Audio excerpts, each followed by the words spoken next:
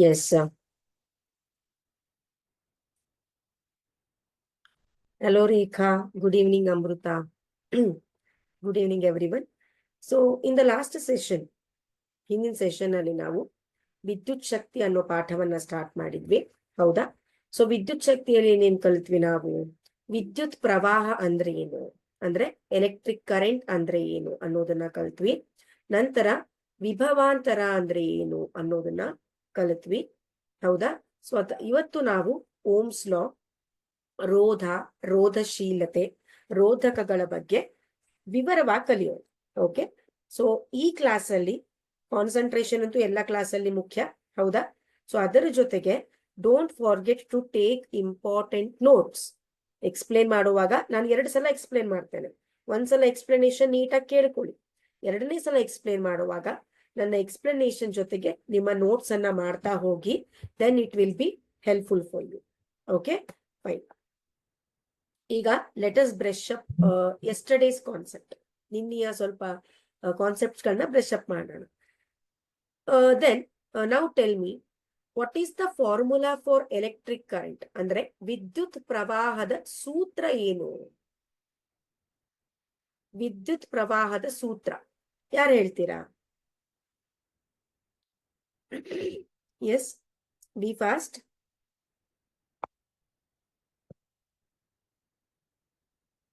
ಬೇಗ. ವಿದ್ಯುತ್ ಪ್ರವಾಹದ ಸೂತ್ರ ಏನಿರಬಹುದು? ವ್ಯಾಖ್ಯಾನ ಕೇಳ್ತಾ ಇಲ್ಲ, ನಿಮಗೆ ಕಮೆಂಟ್ ಮಾಡಕ್ ಕಷ್ಟ ಆಗತ್ತೆ ಅಂತ ವ್ಯಾಖ್ಯಾನ ಕೇಳ್ತಾ ಇಲ್ಲ. ವಿದ್ಯುತ್ ಪ್ರವಾಹದ ಸೂತ್ರ. Yes, good evening Hanumantha Priya. Okay okay. English medium session ಇವತ್ತು ಇಲ್ಲ, due to some technical issue. Rekha, very good. Q by T. Amrutha Shetty, Q by T. Sameer, Q by T. Okay, ಮತ್ಯಾರು ಹೇಳಿದ್ರು? English, today you don't have English medium session. Okay, fine. So if it is there, ittu andre live ಅಲ್ಲಿ ಇರತ್ತೆ, you can go and just click on it. Okay na? Okay, fine. I is equal to Q by T. Q ಅಂದ್ರೆ ಏನು ಇಲ್ಲಿ? Charges ಅಥವಾ ವಿದ್ಯುತ್ತಾವೇಶಗಳು. T ಅಂದ್ರೆ time. Now tell me, SI unit of, SI unit ಅಂದ್ರೆ ಏಕಮಾನ, ಅಂತಾರಾಷ್ಟ್ರೀಯ ಏಕಮಾನ. ಯಾರ್ದು? ವಿದ್ಯುತ್ ಪ್ರವಾಹದ ಅಂತಾರಾಷ್ಟ್ರೀಯ ಏಕಮಾನವನ್ನ ಹೇಳಿ.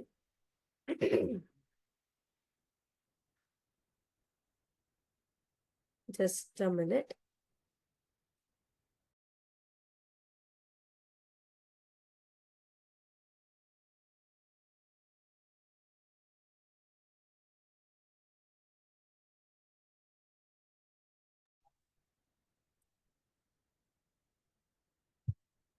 Okay guys, okay.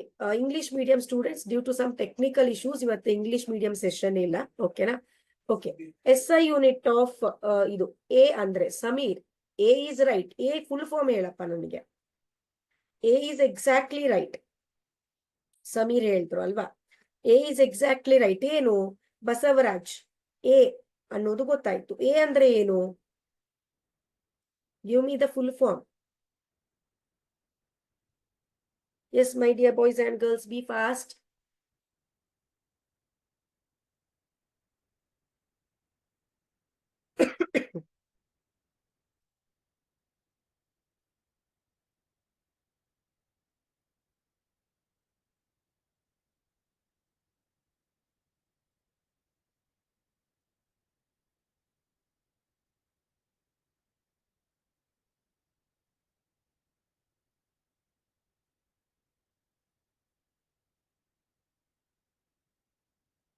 Very good. Rekha, Bhavya, Bhoomika answered it.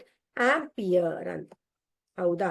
ಇದಾದ್ಮೇಲೆ we learn about voltage, that is potential difference ಬಗ್ಗೆ, ಅಂದ್ರೆ ವಿಭವಾಂತರದ ಬಗ್ಗೆ ನಾವು ಕಲಿತ್ವಿ. ವೋಲ್ಟೇಜ್, ವಿಭವಾಂತರ. ಹೌದಾ? ವಿಭವಾಂತರ. ಸೊ ಇವತ್ತು ನಾವು ವಿಭವಾಂತರದ ಬಗ್ಗೆ ಕಲಿತ್ವಿ. ನಿನ್ನೆ ವಿದ್ಯುತ್ ಪ್ರವಾಹದ ಬಗ್ಗೆ ಕಲಿತ್ವಿ. ಒಬ್ಬ ಭೌತ ವಿಜ್ಞಾನಿ ಸೈಮನ್ ಓಮ್ ಅನ್ನುವ ಭೌತ ವಿಜ್ಞಾನಿ ಏನ್ ಮಾಡ್ತಾರೆ?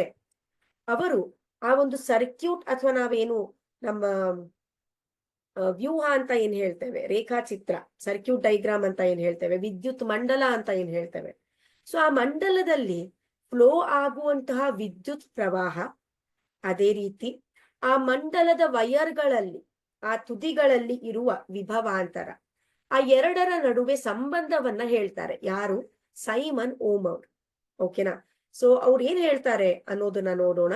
Very very important for exam. Ohm's law ಅಂತ ಬರುತ್ತೆ, ಓಮ್ ನಿಯಮ ಅಂತ ಕರೀತಾರೆ.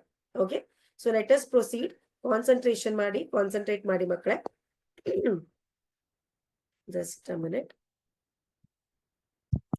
Ampere is the right answer for ವಿದ್ಯುತ್ ಪ್ರವಾಹ. Correct.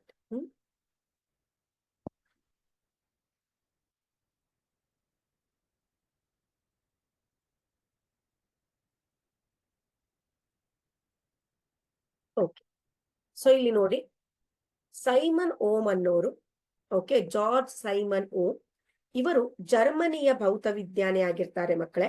ಹೌದಾ? ಸೊ ಇವ್ರು ಏನ್ ಮಾಡ್ತಾರೆ, ಓಮ್ನ ನಿಯಮವನ್ನ ಪ್ರತಿಪಾದಿಸ್ತಾರೆ.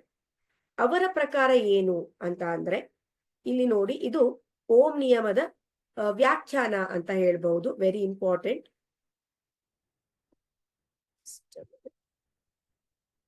ಎಸ್, ಸ್ಥಿರವಾದ ತಾಪಮಾನದಲ್ಲಿ, ಅಂದ್ರೆ ಒಂದು ವಿದ್ಯುತ್ ಮಂಡಲವನ್ನ ನೀವು ಕನ್ಸಿಡರ್ ಮಾಡಿದ್ರೆ, ಎಲೆಕ್ಟ್ರಿಕ್ ಸರ್ಕ್ಯೂಟ್ ಅನ್ನ ನೀವು ಕನ್ಸಿಡರ್ ಮಾಡಿದ್ರೆ, ಆ ಸರ್ಕ್ಯೂಟ್ ಅಲ್ಲಿ ಸ್ಥಿರವಾದ ತಾಪಮಾನ ಅಂದ್ರೆ ಕಾನ್ಸ್ಟೆಂಟ್ ಟೆಂಪರೇಚರ್ ಅಲ್ಲಿ ಜಾಸ್ತಿ ಅಥವಾ ಕಡಿಮೆ ಆಗ್ತಿರಬಾರ್ದು, ಹೆಚ್ಚು ಕಡಿಮೆ ಆಗ್ತಿರಬಾರ್ದು, ಕಾನ್ಸ್ಟೆಂಟ್ ಟೆಂಪರೇಚರ್ ಇರಬೇಕು. ಅಂತ ಒಂದು ವಿದ್ಯುತ್ ಮಂಡಲದಲ್ಲಿನ ಲೋಹದ ತಂತಿಯ, ಈಗ ನಾವು ಒಂದು ವಿದ್ಯುತ್ ಮಂಡಲವನ್ನ ಕನ್ಸಿಡರ್ ಮಾಡಿದ್ರೆ, ಇದು ಸ್ವಿಚ್, ಹೌದಾ? ಸೊ ಈ ರೀತಿ ನಾವು ವಿದ್ಯುತ್ ಮಂಡಲವನ್ನ ಕನ್ಸಿಡರ್ ಮಾಡಿದ್ರೆ ಏನಾಗತ್ತೆ ಅಂದ್ರೆ, ಇದು ಪ್ಲಸ್, ಇದು ಮೈನಸ್, ಈ ರೀತಿಯಾಗಿ ಕರೆಂಟ್ ಫ್ಲೋ ಆಗ್ತಾ ಇರುತ್ತೆ. ಲೋಹದ ತಂತಿ ಏನಿದೆ, ಲೋಹದ ತಂತಿಯ ನಡುವಿನ ವಿಭವಾಂತರ, ಇಲ್ಲಿ ವಿಭವಾಂತರ ಇರತ್ತಾ? ಯಾವ ರೀತಿ ಸೃಷ್ಟಿ ಆಗತ್ತೆ ವಿಭವಾಂತರ? ಬ್ಯಾಟರಿಯಲ್ಲಿನ ರಾಸಾಯನಿಕ ಕ್ರಿಯೆಗಳ ಮೂಲಕ ಒಂದು ಎಂಡಲ್ಲಿ ಎಲೆಕ್ಟ್ರಾನ್ಗಳ ಸಂಖ್ಯೆ ಜಾಸ್ತಿ ಇರತ್ತೆ, ಒಂದು ಎಂಡಲ್ಲಿ ಎಲೆಕ್ಟ್ರಾನ್ಗಳ ಸಂಖ್ಯೆ ಕಡಿಮೆ ಇರತ್ತೆ. ಇದರಿಂದ ಈ ವ್ಯತ್ಯಾಸ ವಿಭವಾಂತರವನ್ನ ಸೃಷ್ಟಿ ಮಾಡತ್ತೆ. ಹೌದಾ? ಸೊ ಈ ವಿಭವಾಂತರ ಏನಿರತ್ತೆ ಮಕ್ಕಳೇ, ಇದರ ಮೂಲಕ, ಈ ವಿಭವಾಂತರ ಇದರ ಮೂಲಕ ಹಾಯ್ದು ಹೋಗುವ ವಿದ್ಯುತ್ ಪ್ರವಾಹಕ್ಕೆ ನೇರ ಅನುಪಾತದಲ್ಲಿರುತ್ತದೆ. ಅಂದ್ರೆ ಕರೆಂಟು, ವಿಭವಾಂತರ ಜಾಸ್ತಿ ಇದ್ರೆ ಅದರಲ್ಲಿರುವ ವಿದ್ಯುತ್ ಪ್ರವಾಹ ಅಥವಾ ಕರೆಂಟು ಜಾಸ್ತಿ ಇರತ್ತೆ. ವಿಭವಾಂತರ ಕಡಿಮೆ ಇದ್ರೆ ವಿದ್ಯುತ್ ಮಂಡಲದಲ್ಲಿರುವ ಕರೆಂಟು ಕಡಿಮೆ ಇರತ್ತೆ.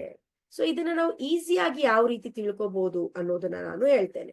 ನಿನ್ನೆನೂ ಕೂಡ ವಿಭವಾಂತರವನ್ನ ವಿವರಿಸುವಾಗ ನಾನು ನಿಮಗೆ ಸಿಂಪಲ್ ಆದ ಒಂದು ಉದಾಹರಣೆಯನ್ನ ಕೊಟ್ಟಿದ್ದೆ. ಅದೇ ರೀತಿ ಇವತ್ತು ಉದಾಹರಣೆಯನ್ನ ಕೊಡ್ತೇನೆ. ಸೊ ಲೆಟ್ ಅಸ್ ಕನ್ಸಿಡರ್, ಇಲ್ಲಿ ಎರಡು ಬೀಕರ್ ಗಳನ್ನ ತೆಗೆದುಕೊಳ್ಳೋಣ. ಸ್ವಲ್ಪ ಹೈಟ್ ಅಲ್ಲಿ ಇರುತ್ತೆ, ಹೌದಾ? ಸ್ವಲ್ಪ ಹೈಟ್ ಅಲ್ಲಿ ಇರುತ್ತೆ. ಸೊ ಇದ್ರಲ್ಲಿ ಏನಾಗಿದೆ, ಒಂದು 30 ml ನೀರಿದೆ ಅಂತ ತಿಳ್ಕೊಳ್ಳೋಣ. ಇದ್ರಲ್ಲೂ 30 ml ನೀರಿದೆ ಅಂತ ತಿಳ್ಕೊಳ್ಳೋಣ. ಓಕೆ, ಸೊ ಇವೆರಡನ್ನ ನಾನು ಕನೆಕ್ಟ್ ಮಾಡ್ತೇನೆ. ಸೊ ಇಲ್ಲಿ ನೋಡಿ, ಇದು ಸ್ವಲ್ಪ ಎತ್ತರದಲ್ಲಿದೆ ಎ, ಇದು B.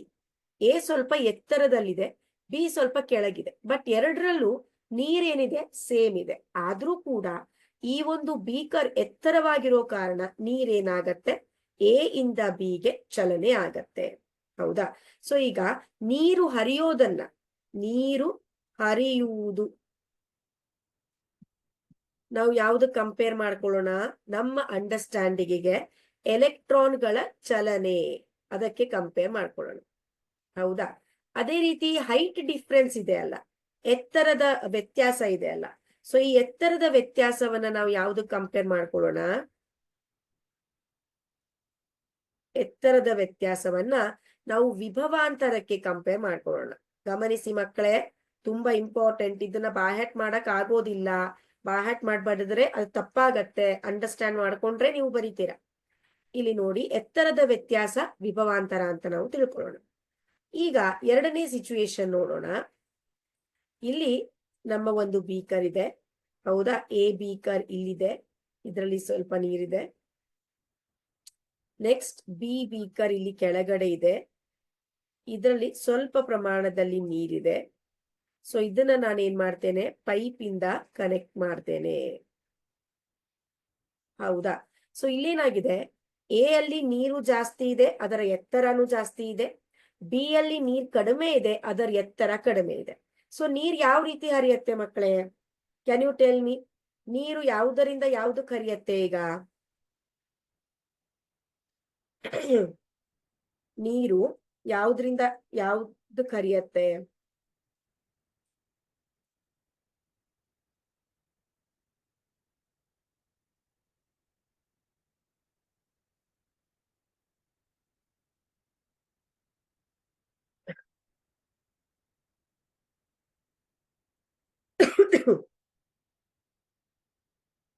A B. Okay, good. ಯಾರು? Preeti answered it. Sameer A to B, Kavita A to B, Vinay S A to B. Correct. A to B ಗೆ ಹರಿಯತ್ತೆ. ಯಾಕೆಂದ್ರೆ ಎ ಹೈಟ್ ಜಾಸ್ತಿ ಇದೆ, ಎ ನಲ್ಲಿ ನೀರು ಜಾಸ್ತಿ ಇದೆ. ಹೌದಾ? ಸೊ ಏನಾಗತ್ತೆ ಇಲ್ಲಿ ನೋಡಿ, ಎತ್ತರ ಜಾಸ್ತಿ ಇದ್ದಾಗ, ಎತ್ತರ ಜಾಸ್ತಿ ಇದ್ದಾಗ ನೀರಿನ ಹರಿವು ಜಾಸ್ತಿ ಇರತ್ತೆ. ಹೌದಾ? ನೀರಿನ ಹರಿವು ಜಾಸ್ತಿ ಇರುತ್ತೆ. ಅದೇ ರೀತಿ ವಿಭವಾಂತರ ಹೆಚ್ಚಿಗೆ ಆದಾಗ, ನಮ್ಮ ವಿದ್ಯುತ್ ಮಂಡಲದಲ್ಲಿ ವಿಭವಾಂತರ ಹೆಚ್ಚಿಗೆ ಆದಾಗ ಎಲೆಕ್ಟ್ರಾನ್ಗಳ ಚಲನೆ ಏನ್ ಸೃಷ್ಟಿ ಮಾಡತ್ತೆ? ವಿದ್ಯುತ್ ಪ್ರವಾಹವನ್ನ ಸೃಷ್ಟಿ ಮಾಡತ್ತೆ. ಹೌದಾ? ಸೊ ಈ ರೀತಿಯಾಗಿ ನಾವು ಈಗ ಒಂದು ಸರ್ಕ್ಯೂಟ್ ಅನ್ನ ಕನ್ಸಿಡರ್ ಮಾಡಿದ್ರೆ ಮಕ್ಕಳೇ, ಇದು ನಮ್ಮ ಬ್ಯಾಟರಿ, ಇದು ನಮ್ಮ ಸ್ವಿಚ್, ಇದು ನಮ್ಮ ಲೋಹದ ತಂತಿಗಳು. ಹೌದಾ? ಸೊ ಇಲ್ಲಿ ಇದು ನೆಗೆಟಿವ್, ಇದು ಪಾಸಿಟಿವ್. ಹೌದಾ? ಸೊ ಇಲ್ಲಿ ಈ ಎರಡು ತುದಿಗಳ ನಡುವಿನ ವಿಭವಾಂತರ ಏನ್ ಮಾಡತ್ತೆ? ಆ ಎಲೆಕ್ಟ್ರಾನ್ಗಳ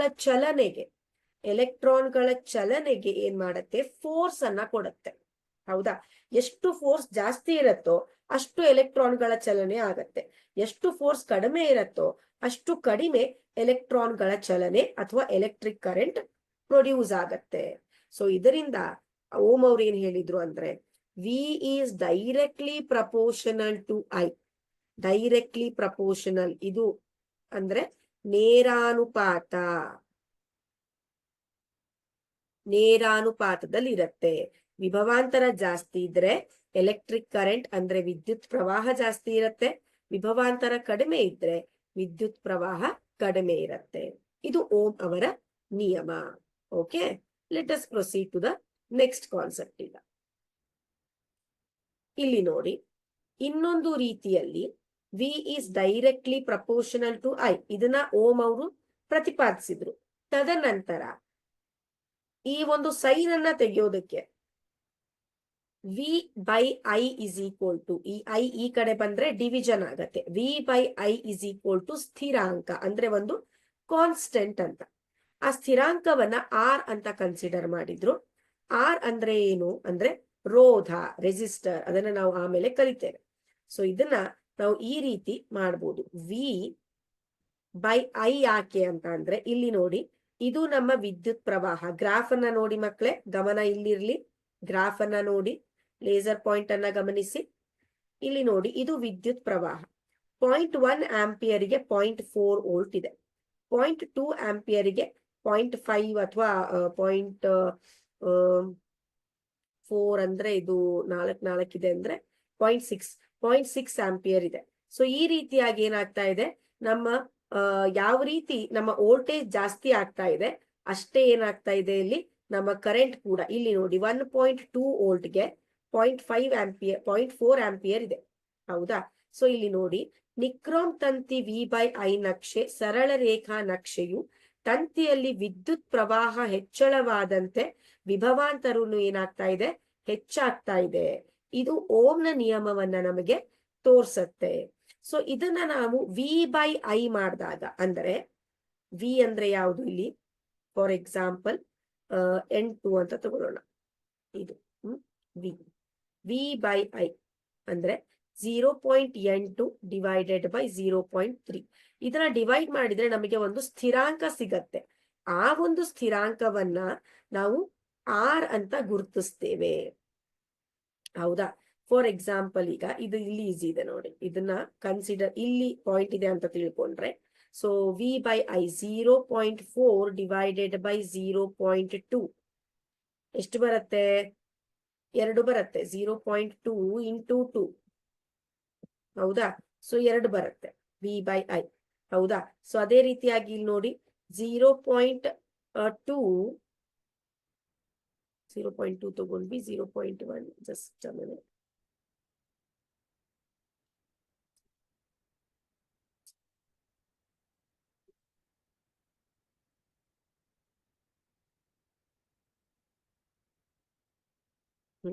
ಸೊ ಇದನ್ನ ಈ ರೀತಿ ಡಿವೈಡ್ ಮಾಡ್ತಾ ಹೋದ್ರೆ ನಮಗೆ ಸ್ಥಿರಾಂಕ ಸಿಗ್ತಾ ಹೋಗುತ್ತೆ, ಒಂದು ಕಾನ್ಸ್ಟೆಂಟ್ ಸಿಗ್ತಾ ಹೋಗುತ್ತೆ. ಇದು ಆಕ್ಚುಲಿ ಕರೆಕ್ಟ್ ಆಗಿ ಡೈಗ್ರಾಮ್ ಅಲ್ಲ. ಇಲ್ಲಿ ನೋಡಿ, ಇದು 0.1 ಈ ರೀತಿ ಬಂದ್ರೆ 8 ಇದು, 1.2 ಇದು, ಅದೇ ರೀತಿ 16 ಇದು. ಇಲ್ಲಿ ನೋಡಿ V/I 0.4 ಡಿವೈಡೆಡ್ ಬೈ 0.1 ಎಷ್ಟು? 0.4. 0.8 ಡಿವೈಡೆಡ್ ಬೈ 0.2 ಎಷ್ಟು? 0.4. ಅದೇ ರೀತಿ 1.2 ಡಿವೈಡೆಡ್ ಬೈ 0.3 ಎಷ್ಟು? 0.4. ಸೊ ಇದೇ ರೀತಿ ನೀವು ಮಾಡ್ತಾ ಹೋದ್ರೆ ಒಂದು, ಎಸ್ ಐಶು ನಾನು ಎಕ್ಸ್ಪ್ಲೇನ್ ಮಾಡ್ತಾ ಇದ್ದೇನೆ. 1.2 ಡಿವೈಡೆಡ್ ಬೈ 0.3, ಸೊ 0.4. ಸೊ ಇದನ್ನ ಡಿವೈಡ್ ಮಾಡ್ತಾ ಹೋದ್ರೆ ಇಲ್ಲಿ ನೋಡಿ ನಮಗೆ 0.4 ಸಿಗ್ತಾ ಇದೆ, ಸ್ಥಿರಾಂಕನೇ ಸಿಗ್ತಾ ಇದೆ. ನೆಕ್ಸ್ಟ್ 1.6 ಡಿವೈಡೆಡ್ ಬೈ ಎಲ್ಲಿದೆ ಅದು? 0.4, ಇದು ಕೂಡ 0.4, ಹೌದಾ? ಅದೇ ರೀತಿ ನೆಕ್ಸ್ಟ್ ಅಲ್ಲಿ ಬರುತ್ತೆ 1.6. ಸೊ ಇದೇ ರೀತಿಯಾಗಿ ನಾವೇನ್ ಮಾಡ್ಬೇಕು? ಡಿವೈಡ್ ಮಾಡ್ತಾ ಹೋದ್ರೆ ನಮಗೆ ಒಂದು ಸ್ಥಿರಾಂಕ ಸಿಗ್ತಾ ಹೋಗತ್ತೆ. ಆ ಸ್ಥಿರಾಂಕವನ್ನ ನಾವು ಇಲ್ಲಿ ಆರ್ ಅಂತ, ಇದು ಹಂಗೆ ನಮ್ಮ ಎಕ್ಸಾಂಪಲ್ ಅಂತ ಗ್ರಾಫ್ ಕೊಟ್ಟಿದ್ದಾರೆ, ಹೌದಾ? ಸೊ ಇಲ್ಲಿ ಆ ಒಂದು ಸ್ಥಿರಾಂಕವನ್ನ ನಾವು ಆರ್ ಅಂತ ನಾವು ಪರಿಗಣಿಸ್ತೇವೆ. So this is about what? ಓಮ್ನ ನಿಯಮ. ಸೊ ಓಮ್ನ ನಿಯಮ ಈ ರೀತಿಯಾದ್ರೂ ಬರಿಬಹುದು, ಅಂಡ್ ಸಿಂಪ್ಲಿಫೈಡ್ ಫಾರ್ಮ್ ಅಲ್ಲಿ ಈ ರೀತಿಯಾದ್ರೂ ಬರಿಬಹುದು. ಓಮ್ನ ನಿಯಮದಲ್ಲಿ ವಿ ಅಂದ್ರೆ ವಿಭವಾಂತರ ಆಗಿರುತ್ತೆ, ಹೌದಾ? ರೈಟ್. ದೆನ್ ಐ ಅಂದ್ರೆ ನಮ್ಮ ವಿದ್ಯುತ್ ಪ್ರವಾಹ ಅಥವಾ ಕರೆಂಟ್ ಆಗಿರತ್ತೆ. ಆರ್ ಅಂದ್ರೆ ಸ್ಥಿರಾಂಕ ಅಂತ ಕನ್ಸಿಡರ್ ಮಾಡ್ತೇವೆ ಎಲ್ಲಿ? ಓಮ್ನ ನಿಯಮದಲ್ಲಿ. ಫೈನ್. ಓಕೆ,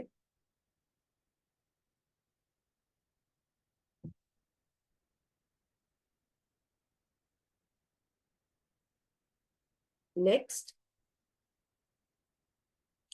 ಇನ್ನು ಮುಂದಿನ ಕಾನ್ಸೆಪ್ಟ್ ಅಂದ್ರೆ ರೋಧ ಅಂತ. ರೋಧ ಏನಿದು? ರೋಧ ನಮಗ್ ಗೊತ್ತಿರೋ ಹಾಗೆ ವಿದ್ಯುತ್ ಪ್ರವಾಹ ಫ್ಲೋ ಆಗ್ತಾ ಇರತ್ತಾ, ಕರೆಂಟ್ ಫ್ಲೋ ಆಗ್ತಾ ಇರತ್ತೆ. ಸೊ ಕರೆಂಟ್ ಫ್ಲೋ ಆಗುವಾಗ ಇದನ್ನ ನಾವು ಒಂದು ಕಂಡಕ್ಟರ್ ಅಂತ ಅಂದ್ರೆ ಅನ್ಕೊಂಡ್ರೆ, ಇದು ನೋಡಿ, ಇದು ನಮ್ಮ ಲೋಹದ ತಂತಿ, ವಾಹಕ ಅಂತ ಕನ್ಸಿಡರ್ ಮಾಡಿದ್ರೆ, ಸೊ ಇದರಲ್ಲಿ ಎಲೆಕ್ಟ್ರಾನ್ಗಳ ಚಲನೆ ಆಗ್ತಾ ಇರತ್ತೆ. ಎಲೆಕ್ಟ್ರಾನ್ಗಳ ಚಲನೆ ಆಗ್ತಾ ಇರತ್ತೆ ಈ ದಿಕ್ಕಿನಲ್ಲಿ, ಹೌದಾ?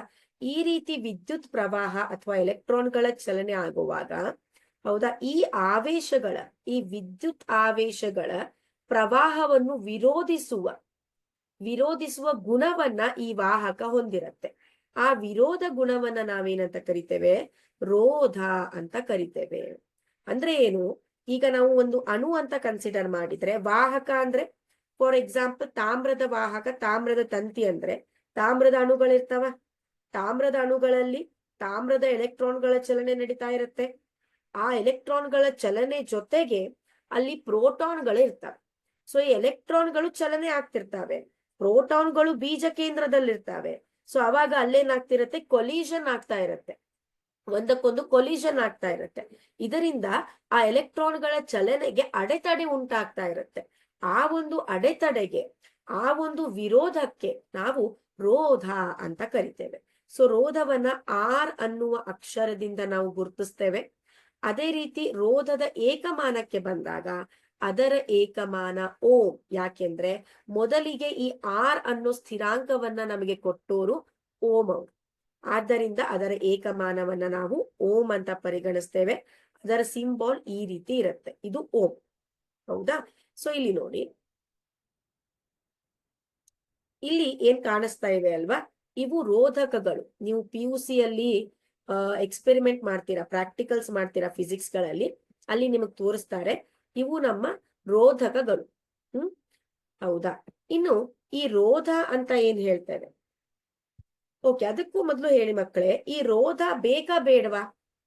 ರೋಧ ಒಳ್ಳೇದ ಕೆಟ್ಟದ್ದ?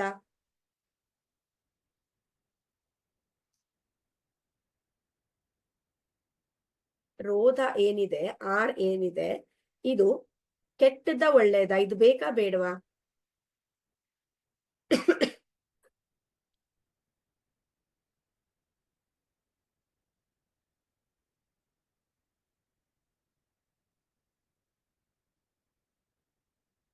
ಯಾಕೆ ಬೇಕು? ಓಕೆ, MS ಧೋನಿ ಬೇಕು. ಯಾಕೆ ಬೇಕು? ಭವ್ಯ ಒಳ್ಳೆಯದು, ಬಸವರಾಜ್ ಬೇಕು, ರವಿ ಬೇಕು, ಸಮೀರ್ ಬೇಕು. ಯಾಕೆ ಬೇಕು? ಇರ್ದೇ ಹೋದ್ರೆ ಏನಾಗುತ್ತೆ? ರೋಧ ಇಲ್ಲ ಅಂತ ಅನ್ಕೊಳ್ಳೋಣ, ಏನಾಗತ್ತೆ?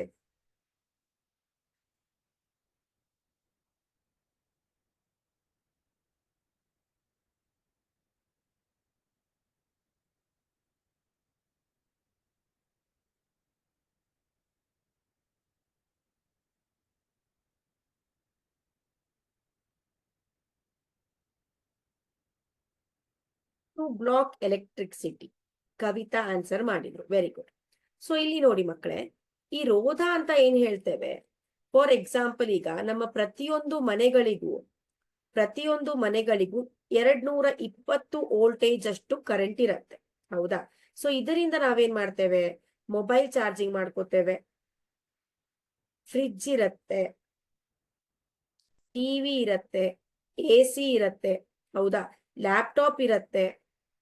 ಸೊ ಇಲ್ಲಿ ನೋಡಿ, 220 ವೋಲ್ಟ್ಗಳು ಲ್ಯಾಪ್ಟಾಪ್ಗೆ, ಮೊಬೈಲ್ಗೆ ಹೋದ್ರೆ ಲ್ಯಾಪ್ಟಾಪ್ ಮೊಬೈಲ್ ಬ್ಲಾಸ್ಟ್ ಆಗತ್ತೆ. ಯಾಕೆಂದ್ರೆ ಅಷ್ಟು ಎಲೆಕ್ಟ್ರಿಕ್ ಕರೆಂಟ್ ನಮಗೆ ಆ ಒಂದು ಮೊಬೈಲ್ಗೆ, ಲ್ಯಾಪ್ಟಾಪ್ಗೆ ಅವಶ್ಯಕತೆ ಇರೋದಿಲ್ಲ. AC ಜಾಸ್ತಿ ಕರೆಂಟ್ ಬೇಕು, ಟಿವಿಗೆ ಜಾಸ್ತಿ ಕರೆಂಟ್ ಬೇಕು. ಹೌದಾ? ಸೊ ಆದ್ರಿಂದ ಈ ಒಂದು ಡಿವೈಸ್ಗಳಲ್ಲಿ ಅಥವಾ ಈ ಒಂದು ಉಪಕರಣಗಳಲ್ಲಿ ರೋಧಕಗಳಿರ್ತವೆ. ಅಂದ್ರೆ ಅವುಗಳಿಗೆ ಎಷ್ಟು ಬೇಕೋ ಅಷ್ಟೇ ಕರೆಂಟ್ ಅನ್ನ ತೆಗೆದುಕೊಂಡು ಚಾರ್ಜ್ ಆಗೋ ರೀತಿಯಲ್ಲಿ ರೋಧಕಗಳಿರ್ತವೆ. ಸೊ ಇದರಿಂದ ಏನಾಗತ್ತೆ, ಅಲ್ಲಿ ಜಾಸ್ತಿ ಕರೆಂಟ್ ಬಂದು, ಜಾಸ್ತಿ ವೋಲ್ಟೇಜ್ ಕರೆಂಟ್ ಬಂದು ಬ್ಲಾಸ್ಟ್ ಆಗೋ ಚಾನ್ಸಸ್ ಇರೋದಿಲ್ಲ. ಆದ್ದರಿಂದ ನಮಗೆ ರೋಧ ಅವಶ್ಯಕವಾಗಿರುತ್ತೆ. ಇನ್ನು ಈ ರೋಧ ಅಂತ ಏನ್ ಹೇಳ್ತೇವೆ, ಈ ಗುಣ ಏನಿದೆ ಅದು ಹಲವಾರು ಅಂಶಗಳ ಮೇಲೆ ಏನಾಗಿದೆ, ಡಿಪೆಂಡೆಂಟ್ ಆಗಿದೆ. ಹಲವಾರು ಅಂಶದ ಮೇಲೆ ಡಿಪೆಂಡೆಂಟ್ ಆಗಿದೆ. ಒಂದನೇ ಅಂಶ ಅಂತ ಬಂದ್ರೆ,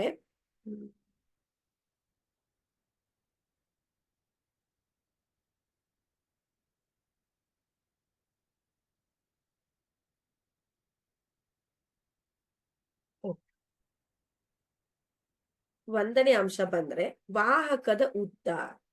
ವಾಹಕದ ಉದ್ದ. ಇಲ್ಲಿ ನೋಡಿ, ಈ ವಾಹಕದ ಉದ್ದ, ಫಾರ್ ಎಕ್ಸಾಂಪಲ್ ಇದು ನಮ್ಮ ವಾಹಕ ಅಂತ ತಿಳ್ಕೊಂಡ್ರೆ, ಓಕೆನಾ? ಸೊ ಇಲ್ಲಿ ಎಲೆಕ್ಟ್ರಾನ್ಗಳ ಚಲನೆ ನಡೀತಾ ಇರತ್ತೆ. ಎಷ್ಟು ಜಾಸ್ತಿ ಉದ್ದ ಇರತ್ತೋ ವಾಹಕ, ಅಲ್ಲೇನಾಗ್ತಾ ಇರುತ್ತೆ, ಅಷ್ಟು ಚಲನೆ ಆಗ್ಬೇಕು, ಅಷ್ಟು ಕೊಲಿಷನ್, ಅಷ್ಟು ಏನಾಗ್ತಾ ಇರುತ್ತೆ, ಕೊಲ್ಯೂಷನ್ ಆಗ್ತಾ ಇರುತ್ತೆ, ಅಂದ್ರೆ ಡಿಸ್ಟರ್ಬೆನ್ಸ್ ಆಗ್ತಾ ಇರುತ್ತೆ. ಸೊ ಡಿಸ್ಟರ್ಬೆನ್ಸ್ ಅಂದ್ರೆ ಏನು, ಎಲೆಕ್ಟ್ರಾನ್ಗಳ ಚಲನೆಗೆ ಅಲ್ಲಿ ಏನು ವಿರೋಧ ಉಂಟಾಗ್ತಾ ಇರುತ್ತೆ. ಆದ್ರಿಂದ ಎಷ್ಟು ವಾಹಕದ ಉದ್ದ ಇರತ್ತೋ ಅಷ್ಟು ರೋಧ, ಅಂದ್ರೆ ಆ ಒಂದು ಎಲೆಕ್ಟ್ರಾನ್ಗಳ ಚಲನೆಗೆ ವಿರುದ್ಧವಾಗಿ ವಿರೋಧವಿರತ್ತೆ ಅಂತ. ಸೊ ಇಲ್ಲಿ R is directly proportional to, ಅಂದ್ರೆ ರೋಧ ವಾಹಕದ ಉದ್ದಕ್ಕೆ ನೇರ ಅನುಪಾತದಲ್ಲಿರತ್ತೆ. ಅದೇ ರೀತಿ ಚಿಕ್ಕ ಒಂದು ವಾಹಕ ಇದ್ರೆ ಇಲ್ಲಿ ಚಿಕ್ಕದಾಗಿರೋದ್ರಿಂದ ಇಲ್ಲಿ ವಿರೋಧ ಕಡಿಮೆ ಇರುತ್ತೆ. ಹೌದಾ? ಸೊ ಆದ್ರಿಂದ ನಾವೇನಂತೇವೆ, ರೋಧವು ವಾಹಕದ ಉದ್ದಳತೆಗೆ ನೇರ ಅನುಪಾತದಲ್ಲಿದೆ. ಅದೇ ರೀತಿ ಎರಡು ವಾಹಕಗಳನ್ನ ಕನ್ಸಿಡರ್ ಮಾಡೋಣ. ಇದು ವಾಹಕ A, ಇದು ವಾಹಕ B. ಎರಡು ಲೆಂತ್ ಸೇಮ್ ಇದೆ, ಉದ್ದ ಸೇಮ್ ಇದೆ, ಬಟ್ ಅಡ್ಡ ಕೊಯ್ತ ನೋಡಿ ಏರಿಯಾ. ಈಗ ನೀವು ಒಂದು ಪೈಪ್ ಅನ್ನ ಕನ್ಸಿಡರ್ ಮಾಡಿದ್ರೆ 2 ಹೋಲ್ಗಳಿರ್ತಾವಲ್ವಾ, ಅದು ಆ ಒಂದು ಅಡ್ಡ ಕೊಯ್ತ ಏನಿದೆ ಅಡ್ಡ ಕೊಯ್ತ ಜಾಸ್ತಿ ಇದ್ರೆ ಏನಿರತ್ತೆ, ಎಲೆಕ್ಟ್ರಾನ್ಗಳು ಏನಾಗ್ಬೋದು, ಆರಾಮವಾಗಿ ಚಲಿಸ್ಬೋದು. ಅಗಲವಾಗಿದ್ರೆ ಆರಾಮವಾಗಿ ಚಲನೆ ಆಗತ್ತೆ. ಅದೇ ಚಿಕ್ಕ ದಾರಿ ಇದ್ರೆ ಅಲ್ಲೇನಾಗತ್ತೆ, ತುಂಬಾ ಸಂದಿಗ್ಧ ಪರಿಸ್ಥಿತಿಯಲ್ಲಿ ಏನಾಗ್ಬೇಕು, ಆ ಎಲೆಕ್ಟ್ರಾನ್ಗಳು ಚಲನೆ ಆಗಬೇಕು. ಅಂದ್ರೆ ನಾವೇನ್ ಹೇಳ್ಬೋದು ಅಂದ್ರೆ, ಈ ನಮ್ಮ ರೋಧ ಏನಿದೆ, ಆ ಒಂದು ವಾಹಕದ ಅಡ್ಡ ಕೊಯ್ತ ಜಾಸ್ತಿ ಇದ್ರೆ ಎಲೆಕ್ಟ್ರಾನ್ಗಳ ಚಲನೆ ಜಾಸ್ತಿ ಇರತ್ತೆ. ಎಲೆಕ್ಟ್ರಾನ್ಗಳ ಚಲನೆ ಜಾಸ್ತಿ ಇದ್ರೆ ವಿದ್ಯುತ್ ಪ್ರವಾಹ ಜಾಸ್ತಿ ಇರತ್ತೆ. ವಿದ್ಯುತ್ ಪ್ರವಾಹ ಜಾಸ್ತಿ ಇದ್ರೆ ರೋಧ ಕಡಿಮೆ ಇರತ್ತೆ. ಸೊ ಇಲ್ಲಿ ಈ ಒಂದು ರೋಧ ಅಡ್ಡ ಕೊಯ್ತಕ್ಕೆ, ವಾಹಕದ ಅಡ್ಡ ಕೊಯ್ತಕ್ಕೆ ವಿಲೋಮಾನುಪಾತದಲ್ಲಿ ಇರುತ್ತದೆ. 1/a ಅಂದ್ರೆ ವಿಲೋಮಾನುಪಾತ. ಅಡ್ಡ ಕೊಯ್ತ ಜಾಸ್ತಿ ಆದ್ರೆ ರೋಧ ಕಡಿಮೆ ಇರತ್ತೆ, ಅಡ್ಡ ಕೊಯ್ತ ಕಡಿಮೆ ಇದ್ರೆ ರೋಧ ಜಾಸ್ತಿ ಇರತ್ತೆ. ಹೌದಾ? ಈ ಎರಡು ಮೇನ್ ಫ್ಯಾಕ್ಟರ್ಸ್ಗಳು. ಹೌದಾ? ನೆಕ್ಸ್ಟ್ ಇಲ್ಲಿ ಇನ್ನು ನೋಡಿ, ವಿದ್ಯುತ್ ಪ್ರವಾಹವು ರೋಧಕ್ಕೆ ವಿಲೋಮಾನುಪಾತವನ್ನು ಹೊಂದಿರುತ್ತದೆ. ಅಂದ್ರೆ ವಿದ್ಯುತ್ ಪ್ರವಾಹ ಇಲ್ಲಿ ನೋಡಿ, V = I × R. ಓಮ್ನ ನಿಯಮ ನಮಗೆ ಗೊತ್ತಾಯ್ತು. ಹೌದಾ? ಇಲ್ಲಿ ಆರ್, ಈಗ ನಮಗೆ ಆರ್ ಬೇಕು, ರೋಧ ಬೇಕು ಅಂದ್ರೆ R = V/I. ಐ ಕೆಳಗಡೆ ಆರ್ ಮೇಲ್ಗಡೆ ಇದೆ. ಸೊ ಇಲ್ಲೇನಾಗಿದೆ, R is inversely proportional. Inversely proportional ಅಂದ್ರೆ ರೋಧ ಕರೆಂಟಿಗೆ, ವಿದ್ಯುತ್ ಪ್ರವಾಹಕ್ಕೆ ವಿಲೋಮಾನುಪಾತದಲ್ಲಿ ಸಂಬಂಧವನ್ನ ಹೊಂದಿರುತ್ತೆ. ರೋಧ ಕಡಿಮೆ ಇದ್ರೆ ವಿದ್ಯುತ್ ಪ್ರವಾಹ ಜಾಸ್ತಿ ಇರತ್ತೆ, ರೋಧ ಜಾಸ್ತಿ ಇದ್ರೆ ವಿದ್ಯುತ್ ಪ್ರವಾಹ ಕಡಿಮೆ ಇರತ್ತೆ. ಅದು ಒಂದು ರಿಲೇಷನ್. ಓಕೆನಾ? ಇನ್ನು ವಾಹಕದ ರೋಧವನ್ನು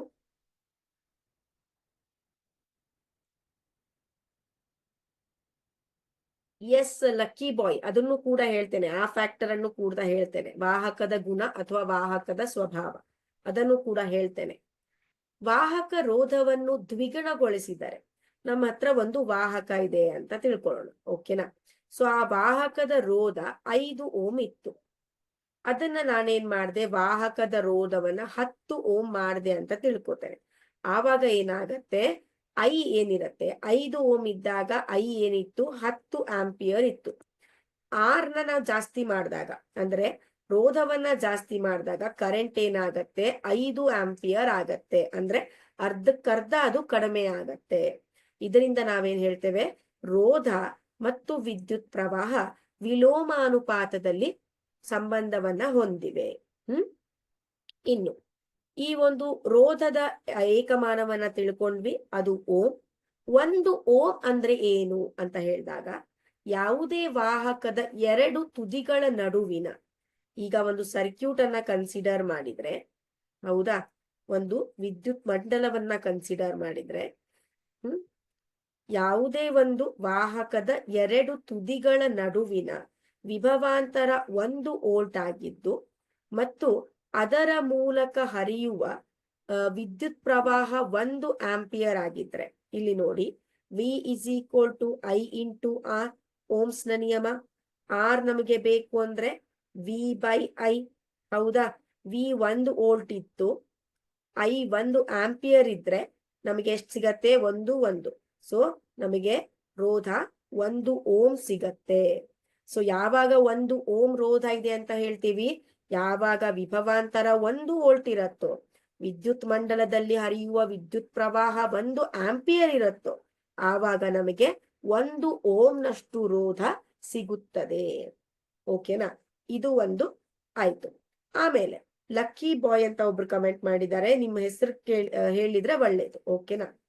ಸೊ ಇಲ್ಲಿ ನೋಡಿ, ಅವ್ರೇನ್ ಹೇಳ್ತಾರೆ, ವಾಹಕದ ಸ್ವಭಾವನೂ ಕೂಡ, ಎಕ್ಸಾಕ್ಟ್ಲಿ ನೇಚರ್ ಆಫ್ ಇದು ಹೇಳ್ತೀವಿ ನಾವು, ನೇಚರ್ ಆಫ್ ಕಂಡಕ್ಟರ್ ಅಂತ. ವಾಹಕದ ಸ್ವಭಾವ, ಇದು ವಾಹಕ ಆಗಿರ್ಬೇಕು. ವಾಹಕ ಅಂದ್ರೆ ಏನು, ತನ್ನ ಮುಖಾಂತರ ವಿದ್ಯುತ್ ಪ್ರವಾಹವನ್ನ ಅದು ಅಲೋ ಮಾಡತ್ತೆ, ಕರೆಂಟ್ ಅನ್ನ ಅಲೋ ಮಾಡತ್ತೆ. ಅವಾಹಕ ಇದ್ರೆ ಅಲ್ಲಿ ರೋಧ ಜಾಸ್ತಿ ಇರತ್ತೆ, ವಿದ್ಯುತ್ ಪ್ರವಾಹ ಕಡಿಮೆ ಇರತ್ತೆ. ವಾಹಕ ಇತ್ತು ಅಂದ್ರೆ ಅಲ್ಲಿ ರೋಧ ಕಡಿಮೆ ಇರತ್ತೆ, ವಿದ್ಯುತ್ ಪ್ರವಾಹ ಜಾಸ್ತಿ ಇರತ್ತೆ. ಸೊ ಈ ರೋಧ ವಾಹಕ ಮತ್ತು ಅವಾಹಕ ಅಂದ್ರೆ ಅವುಗಳ ಸ್ವಭಾವದ ಮೇಲೂ ಏನಾಗಿರತ್ತೆ, ಡಿಪೆಂಡ್ ಆಗಿರುತ್ತೆ. ಓಕೆನಾ? ನೆಕ್ಸ್ಟ್ ರೋಧಕ. ಇಲ್ಲಿ ನೋಡಿ, ಒಂದು ವಾಹಕವು ಕಡಿಮೆ ರೋಧವನ್ನು ಒದಗಿಸಿದರೆ, ಯಾವುದೋ ಒಂದು ವಾಹಕ ಅದಕ್ಕೆ ರೋಧ ಕಡಿಮೆ ಇದೆ, ಅಂತ ಒಂದು ವಾಹಕಕ್ಕೆ ನಾವೇನಂತ ಕರಿತೇವೆ? ಉತ್ತಮ ವಾಹಕ ಅಂತ ಕರಿತೇವೆ. ಹಾಗೆಯೇ ಯಾವುದೇ ಒಂದು ರೋಧವು ಒಂದೇ ಗಾತ್ರದ ಅವಯುವ ಕಳಪೆ ವಾಹಕ, ಅಂದ್ರೆ ಹೆಚ್ಚಿನ ರೋಧವನ್ನ ಯಾವುದೇ ಒಂದು ವಾಹಕ ಕೊಟ್ರೆ ಅದರ ಮೂಲಕ ವಿದ್ಯುತ್ ಪ್ರವಾಹ ಹರಿಯೋದಿಲ್ಲ. ಸೊ ಅಂತ ವಾಹಕಗಳನ್ನ ನಾವು ಕಳಪೆ ವಾಹಕಗಳು ಅಂತ ಕರಿತೇವೆ. ಆಯ್ತಾ? ಇನ್ನು ಒಂದು ವಾಹಕವು ಗಣನೀಯವಾದ ರೋಧವನ್ನು ಹೊಂದಿದ್ದರೆ, ಅಂದರೆ ಇಲ್ಲಿ ಕಾಣಿಸ್ತಾ ಇದೆ ನಿಮ್ಗೆ ಈ ಎಲ್ಲ ಉಪಕರಣಗಳು. ಸೊ ಈ ಉಪಕರಣಗಳು ಇದರಲ್ಲಿ ಗಣನೀಯವಾದ ಅಂದ್ರೆ ನಿರ್ದಿಷ್ಟವಾದ ರೋಧವನ್ನ ಹೊಂದಿರ್ತವೆ. ಇಂಥ ಒಂದು ಉಪಕರಣಗಳಿಗೆ ನಾವೇನಂತ ಕರಿತೇವೆ? ರೋಧಕಗಳು ಅಂತ ಕರಿತೇವೆ. ಅದನ್ನ ವಿದ್ಯುತ್ ಮಂಡಲದಲ್ಲಿ ನೀವು ಫಿಕ್ಸ್ ಮಾಡಿದ್ರೆ ಆ ಒಂದು ವಿದ್ಯುತ್ ಮಂಡಲದಲ್ಲಿರುವ ವಿದ್ಯುತ್ ಪ್ರವಾಹಕ್ಕೆ ಅವು ರೋಧವನ್ನ ಉಂಟು ಮಾಡ್ತವೆ. ಅಂತ ಒಂದು ಉಪಕರಣಗಳಿಗೆ ನಾವು ರೋಧಕಗಳು ಅಂತ ಕರಿತೇವೆ. ಓಕೆನಾ? ನೆಕ್ಸ್ಟ್ ಪರಿವರ್ತಿತ ರೋಧ ಅಂದ್ರೆ ವೇರಿಯೇಬಲ್ ರೆಸಿಸ್ಟೆನ್ಸ್ ಅಂತ ಕರಿತೇವೆ. ನಾವು ಈ ಉಪಕರಣವನ್ನ ನೀವು PUC ಅಲ್ಲಿ ನೋಡ್ತೀರಾ, ಕಾಲೇಜಲ್ಲಿ ಪ್ರಾಕ್ಟಿಕಲ್ಸ್ ಅಲ್ಲಿ ತೋರಿಸ್ತಾರೆ, ಫಿಸಿಕ್ಸ್ ಅಲ್ಲಿ. ಓಕೆನಾ? ಸೊ ಇಲ್ಲಿ ನೋಡಿ, ವಿದ್ಯುತ್ ವಿಭವಾಂತರದ ಮೂಲವನ್ನು ಬದಲಾಯಿಸದೆ, ಅಂದ್ರೆ ವಿಭವಾಂತರ, ಈಗ ನಮಗೆ ಒಂದು ವಿದ್ಯುತ್ ಮಂಡಲ ಇದೆ ಅಂತ ತಿಳ್ಕೊಳ್ಳೋಣ. ಓಕೆನಾ? ಸೊ ವಿದ್ಯುತ್ ಮಂಡಲ ಇದೆ. ಈ ವಿದ್ಯುತ್ ಮಂಡಲದಲ್ಲಿ ಎಷ್ಟೋ ಒಂದು 10 ವೋಲ್ಟ್ ವಿಭವಾಂತರ ಇದೆ. ಸೊ ಈ ವಿಭವಾಂತರವನ್ನು ಬದಲಾಯಿಸದೆ ವಿದ್ಯುತ್ ಪ್ರವಾಹವನ್ನು ನಿಯಂತ್ರಿಸಲು, ಈ ವಿಭವಾಂತರವನ್ನು ಬದಲಾಯಿಸಿದೆ, ಯಾಕಂದ್ರೆ ಈ ವಿಭವಾಂತರನ ಬದಲಾಯಿಸಿದ್ರೆ ಏನಾಗತ್ತೆ? ವಿದ್ಯುತ್ ಪ್ರವಾಹನೂ ಬದಲಾಗತ್ತೆ. ಯಾಕೆ? ವಿ ಮತ್ತೆ ಐ, ವಿದ್ಯುತ್ ಪ್ರವಾಹ ಮತ್ತು ವಿಭವಾಂತರ ನೇರ ಅನುಪಾತದಲ್ಲಿದೆ. ಯಾರು ಹೇಳಿದ್ರು ಹೀಗೆ? ಓಂನವ್ರು ಹೇಳಿದ್ರು ಅಲ್ವಾ? ಸೊ ಈ ರೀತಿ ಆಗ್ಬಾರ್ದು ಅಂತ ನಾವೇನ್ ಮಾಡ್ತೇವೆ? ಆ ವಿದ್ಯುತ್ ಪ್ರವಾಹದ ಬದಲಾವಣೆಯನ್ನ ನಿಯಂತ್ರಿಸಲು ನಾವು ಒಂದು ಉಪಕರಣವನ್ನ ಉಪಯೋಗಿಸ್ತೇವೆ. ಆ ಉಪಕರಣಕ್ಕೆ ನಾವು ಪರಿವರ್ತಿತ ರೋಧ ಅಥವಾ ವೇರಿಯೇಬಲ್ ರೆಸಿಸ್ಟೆನ್ಸ್ ಅಂತ ಕರಿತೇವೆ. ಸೊ ಇದರಿಂದ ನಾವು ನಮಗೆ ಎಷ್ಟು ಬೇಕೋ ಅಷ್ಟು ರೋಧವನ್ನ ವಿದ್ಯುತ್ ಮಂಡಲದಲ್ಲಿ ಫಿಕ್ಸ್ ಮಾಡಿದ್ರೆ ನಮಗೆ ಎಷ್ಟು ಬೇಕೋ ಅಷ್ಟೇ ವಿದ್ಯುತ್ ಪ್ರವಾಹ ಮಂಡಲದಲ್ಲಿ ಆಗತ್ತೆ. ಈ ವಿದ್ಯುತ್ ಮಂಡಲದಲ್ಲಿ ಅನೇಕ ಬಾರಿ ರೋಧವನ್ನು ಬದಲಾಯಿಸಲು ರಿಯೋಸ್ಟಾಟ್ ಎಂಬ ಉಪಕರಣವನ್ನು, ಈ ಉಪಕರಣಕ್ಕೆ ನಾವೇನಂತ ಕರಿತೇವೆ? ರಿಯೋಸ್ಟಾಟ್ ಅಂತ ಕರಿತೇವೆ. ಇದು ಏನ್ ಮಾಡ್ತದೆ? ರೋಧವನ್ನ, ವಿದ್ಯುತ್ ಮಂಡಲದಲ್ಲಿ ಎಷ್ಟು ರೋಧದ ಅವಶ್ಯಕತೆ ಇದೆ ಅಷ್ಟು ರೋಧವನ್ನ ಫಿಕ್ಸ್ ಮಾಡೋದಕ್ಕೆ ಈ ರಿಯೋಸ್ಟಾಟ್ ನಮಗೆ ಹೆಲ್ಪ್ ಮಾಡತ್ತೆ. ಹೌದಾ? ಇದು ನೆನ್ಪಿರ್ಲಿ ಮಕ್ಕಳೇ. ನೆಕ್ಸ್ಟ್, ಓಕೆ, ನಾನು ಅವಾಗ್ಲೇ ಹೇಳ್ದಾಗೆ ವಾಹಕದ ರೋಧವು ಅವಲಂಬಿಸಿರುವ ಅಂಶಗಳು ಅಂತ ಬಂದಾಗ ವಾಹಕದ ಉದ್ದ ಅಂದ್ರೆ ಎಲ್ ಅಂತ ಪರಿಗಣಿಸ್ತೇವೆ. ಹೌದಾ? ಸೊ ಎಲ್ ಆಗಿದ್ರೆ,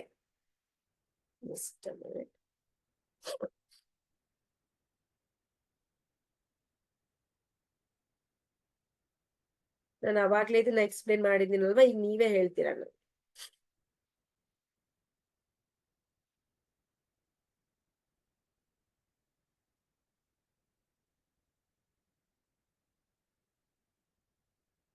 ಓಕೆ, ಈಗ ಹೇಳಿ, ವಾಹಕದ ಉದ್ದ ಇದೆ. ಹೌದಾ? ರೋಧ ಮತ್ತು ವಾಹಕದ ಉದ್ದ ಯಾವ ರೀತಿ ಸಂಬಂಧವನ್ನ ಹೊಂದಿದೆ? ಎಸ್, ನೇರಾನುಪಾತದಲ್ಲಿದೆನಾ ವಿಲೋಮಾನುಪಾತದಲ್ಲಿದೆನಾ? ರೋಧ ಮತ್ತು ವಾಹಕದ ಉದ್ದ, ರೋಧ ಮತ್ತು ವಾಹಕದ ಅಡ್ಡ ಕೊಯ್ತ. ಮೊದಲಿಗೆ ರೋಧ ಮತ್ತು ವಾಹಕದ ಉದ್ದದ ಸಂಬಂಧವನ್ನ ತಿಳಿಸಿ. ಎಸ್,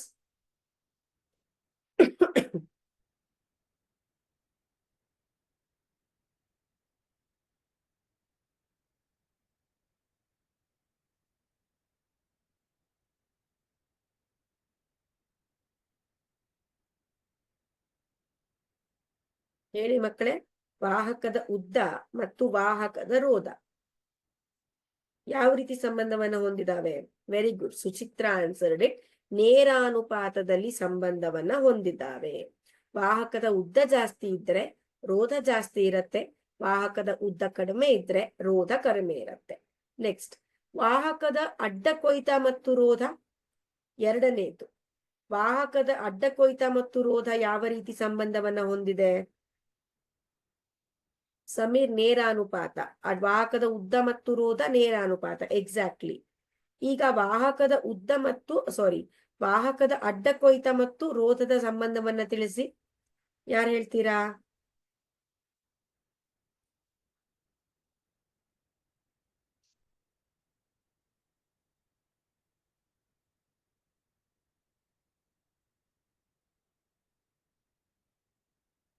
ಮಹಾಲಕ್ಷ್ಮಿ, ನೇರಾನುಪಾತ ಇರಲ್ಲ. ನಾನು ಕೇಳುತ್ತಿರೋದು ರೋಧ ಮತ್ತು ಅಡ್ಡ ಕೊಯ್ತ. Prajwal Chavan answered it. Fahima Banu answered it. Okay. Preeti answered it. Vikas VM. Okay, very good. So ರೋಧ ಮತ್ತು ಅಡ್ಡ ಕೊಯ್ತ ವಿಲೋಮ ಅನುಪಾತದಲ್ಲಿ ಸಂಬಂಧವನ್ನ ಹೊಂದಿರ್ತವೆ. ರೋಧ ಜಾಸ್ತಿ ಇದ್ರೆ ಅಡ್ಡ ಕೊಯ್ತ ಕಡಿಮೆ ಇದ್ರೆ ರೋಧ ಜಾಸ್ತಿ ಇರತ್ತೆ, ಅಡ್ಡ ಕೊಯ್ತ ಜಾಸ್ತಿ ಇದ್ರೆ ರೋಧ ಕಡಿಮೆ ಇರತ್ತೆ. ಇನ್ನು ವಸ್ತುವಿನ ಪ್ರಾಕೃತಿಕ ಗುಣವನ್ನ ನೋಡಿದ್ವಿ. ವಾಹಕಗಳು ಅಂದ್ರೆ ಉತ್ತಮ ವಾಹಕಗಳಲ್ಲಿ ಏನಿರತ್ತೆ? ರೋಧ ಕಡಿಮೆ ಇರತ್ತೆ. ಕಳಪೆ ವಾಹಕಗಳಲ್ಲಿ ರೋಧ ಜಾಸ್ತಿ ಇರತ್ತೆ. ಹೌದಾ? ಈ ಮೂರು ವಾಹಕದ ರೋಧವು ಅವಲಂಬಿಸಿರುವ ಅಂಶಗಳು. ಸೊ ನಮಗೆ ಇದರಿಂದ ಏನ್ ಗೊತ್ತಾಯ್ತು? ರೋಧ is directly proportional to N. ಅಂದ್ರೆ ರೋಧ ನೇರಾನುಪಾತದಲ್ಲಿ ವಾಹಕದ ಉದ್ದಕ್ಕೆ ಏನಿದೆ ಸಂಬಂಧವಿದೆ. ಅದೇ ರೋಧ ವಿಲೋಮಾನುಪಾತದಲ್ಲಿ ವಾಹಕದ ಅಡ್ಡ ಕೊಯ್ತಕ್ಕೆ ಸಂಬಂಧವಿದೆ. ಇವೆರಡು ನಮಗೆ ನೆನ್ಪಿಟ್ಕೊಳ್ಳಿ ಇದನ್ನ, ಆಯ್ತಾ? Next,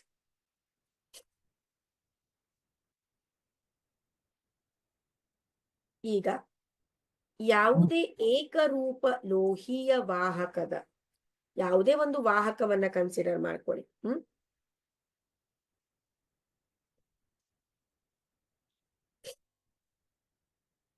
okay Aishu, very nice comment. If we say correct answer also you will not say our name. ಎಷ್ಟು ಬೇಗ ಕಮೆಂಟ್ಸ್ ಬರ್ತಾವೋ ಅಷ್ಟು ಬೇಗ ಸ್ಕ್ರಾಲ್ ಆಗ್ತಾ ಇರತ್ತೆ. ಎಲ್ರದ್ದು ಹೆಸರು ಹೇಳ್ತಾ ಹೋದ್ರೆ I have around thousands of students here. ಎಲ್ರದ್ದು ಹೇಳಕ್ ಆಗಲ್ಲ.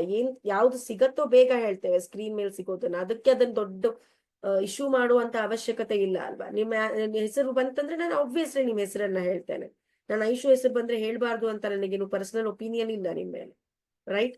So if I found your name, definitely I will tell your name. Okay, I am not giving any Nobel prize for that. ಯಾರ ಹೆಸರು ಹೇಳ್ತೇವೆ ಅವರು ನಾಳೆ ಸ್ಟೇಟ್ಗೆ ಫಸ್ಟ್ ಬರ್ತಾರೆ ಅಂತ ಹೇಳೋ ಹಾಗಿಲ್ಲ.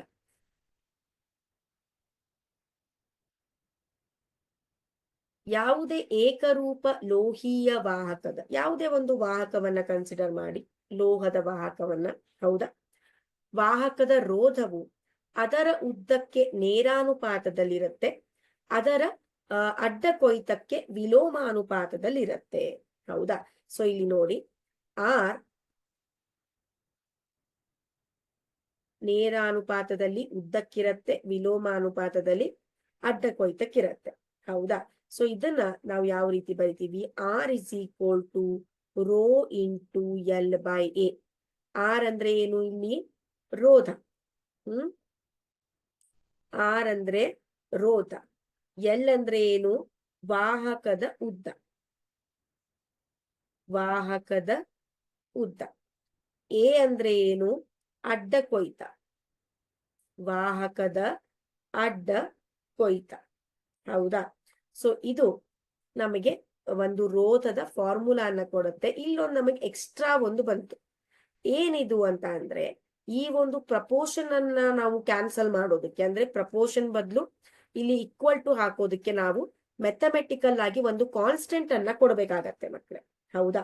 ಸೊ ಈ ಕಾನ್ಸ್ಟೆಂಟ್ ಅನ್ನ,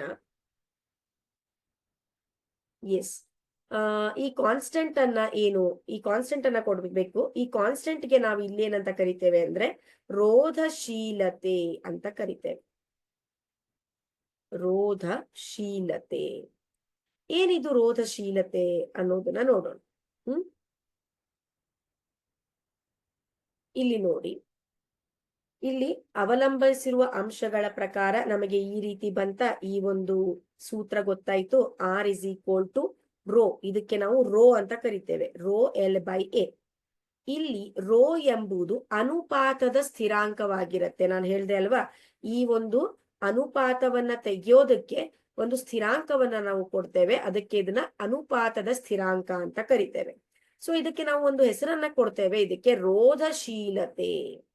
ಏನಿದು ರೋಧಶೀಲತೆ ಅಂದ್ರೆ, ರೋಧಶೀಲತೆಯ ಏಕಮಾನ ಓಮ್ ಮೀಟರ್. ನೆನ್ಪಿಟ್ಕೊಳ್ಳಿ, ರೋಧಶೀಲತೆ ಅಂದ್ರೆ ಏನ್ ಮೇಡಮ್ ಅಂತ ಕೇಳಿದ್ರೆ, ಯಾವಾಗ ಒಂದು ವಾಹಕದ, ನೆನ್ಪಿಟ್ಕೊಳ್ಳಿ ಮಕ್ಕಳೇ, ಒಂದು ವಾಹಕದ ರೋಧ 1 ಓಮ್ ಆಗಿದ್ದು, ವಾಹಕದ ಉದ್ದ 1 ಮೀಟರ್ ಆಗಿದ್ದು, ವಾಹಕದ ಅಡ್ಡ ಕೊಯ್ತ 1 ಮೀಟರ್ ಸ್ಕ್ವೇರ್ ಆಗಿದ್ರೆ, ಹೌದಾ? ಸೊ ಇದೆ ನೋಡಿ, R is equal to rho into L by A. R ಎಷ್ಟಿದೆ? ಒಂದಿದೆ. ರೋ ಅದೇ ರೀತಿ ಬರೀರಿ, ಎಲ್ ಒಂದಿದೆ, ಎ ಒಂದಿದೆ, cancel. So rho is equal to 1. So ಇಲ್ಲಿ ಏನಾಗತ್ತೆ ಅಂದ್ರೆ rho is equal to R. So R ಬೇಡ. ಯಾವಾಗ ಒಂದು ವಾಹಕದ ಉದ್ದ 1 ಮೀಟರ್, ಅಡ್ಡ ಕೊಯ್ತ 1 ಮೀಟರ್ ಸ್ಕ್ವೇರ್ ಇರತ್ತೆ, ಆವಾಗ ಆ ವಾಹಕದ ರೋಧ ಎಷ್ಟಿರತ್ತಲ್ವಾ, ಆ ರೋಧಕ್ಕೆ ನಾವು ರೋಧಶೀಲತೆ ಅಂತ ಕರಿತೇವೆ. ಸೊ ರೋಧಶೀಲತೆಯನ್ನ ಯಾವ ರೀತಿ ವ್ಯಾಖ್ಯಾನಿಸ್ತೀರಿ? ಯಾವಾಗ ವಾಹಕದ ಉದ್ದ 1 ಮೀಟರ್ ಆಗಿದ್ದು, ಅಡ್ಡ ಕೊಯ್ತ 1 ಮೀಟರ್ ಸ್ಕ್ವೇರ್ ಆಗಿದ್ರೆ, ಆ ವಾಹಕದ ರೋಧವನ್ನ ರೋಧಶೀಲತೆ ಅಂತ ಕರಿತೇವೆ. ಸೊ ಇಲ್ಲೇನಾಗತ್ತೆ ಮಕ್ಕಳೇ, ನಾವು ಈ ವಾಹಕಗಳ ಉದ್ದವನ್ನ ಅಥವಾ ಅಡ್ಡ ಕೊಯ್ತವನ್ನ ಹೆಚ್ಚು ಕಮ್ಮಿ ಮಾಡಿದ್ರೆ, ವಾಹಕದ ರೋಧ ಏನಾಗತ್ತೆ? ಹೆಚ್ಚು ಕಮ್ಮಿ ಆಗತ್ತೆ, ಜಾಸ್ತಿ ಕಡಿಮೆ ಆಗತ್ತೆ. ಫಾರ್ ಎಕ್ಸಾಂಪಲ್, ಉದ್ದವನ್ನ ಜಾಸ್ತಿ ಮಾಡಿದ್ರೆ ರೋಧ ಜಾಸ್ತಿ ಆಗತ್ತೆ, ಅಡ್ಡ ಕೊಯ್ತವನ್ನ ಕಡಿಮೆ ಮಾಡಿದ್ರೆ ರೋಧ ಜಾಸ್ತಿ ಆಗತ್ತೆ. ಆದ್ರೆ ಈ ರೋಧಶೀಲತೆ ಇದೆ ಅಲ್ವಾ, ಈ ರೋ ಇದೆ ಅಲ್ವಾ, ಇದು ಸ್ಥಿರವಾಗಿರತ್ತೆ. ಅಂದ್ರೆ ತಾಮ್ರದ ರೋಧಶೀಲತೆ ಇಷ್ಟು, ಕಬ್ಬಿಣದ ರೋಧಶೀಲತೆ ಇಷ್ಟು, ಅದು ಚೇಂಜ್ ಆಗೋದಿಲ್ಲ. ಅದು ನೀವು ಎಷ್ಟು ದೊಡ್ಡದಾದ್ರೂ, ಎಷ್ಟು ಉದ್ದವಾದ ವಾಹಕವನ್ನಾದ್ರೂ ತಗೊಳ್ಳಿ, ಎಷ್ಟು ದಪ್ಪವಾದ ವಾಹಕವನ್ನಾದ್ರೂ ತಗೊಳ್ಳಿ, ರೋಧಶೀಲತೆ ಬದಲಾವಣೆ ಆಗೋದಿಲ್ಲ, ರೋಧ ಮಾತ್ರ ಬದಲಾವಣೆ ಆಗತ್ತೆ. ಇನ್ನು ರೋ ಏಕಮಾನ ಓಮ್ ಮೀಟರ್ ಅಂತ ಹೇಳಿದ್ದಾರೆ. ಯಾವ ರೀತಿ ಓಮ್ ಮೀಟರ್ ಬರುತ್ತೆ ಮೇಡಮ್ ಅಂತ ಕೇಳಿದ್ರೆ, ಇಲ್ಲಿ ನೋಡಿ, R is equal to rho into L by A. ಹೌದಾ? ಆರ್ ನ ಇದು ಏನು? ಏಕಮಾನ ಓಮ್. ಹೌದಾ? ಓಮ್. ಎಲ್ ನ ಏಕಮಾನ ಏನು?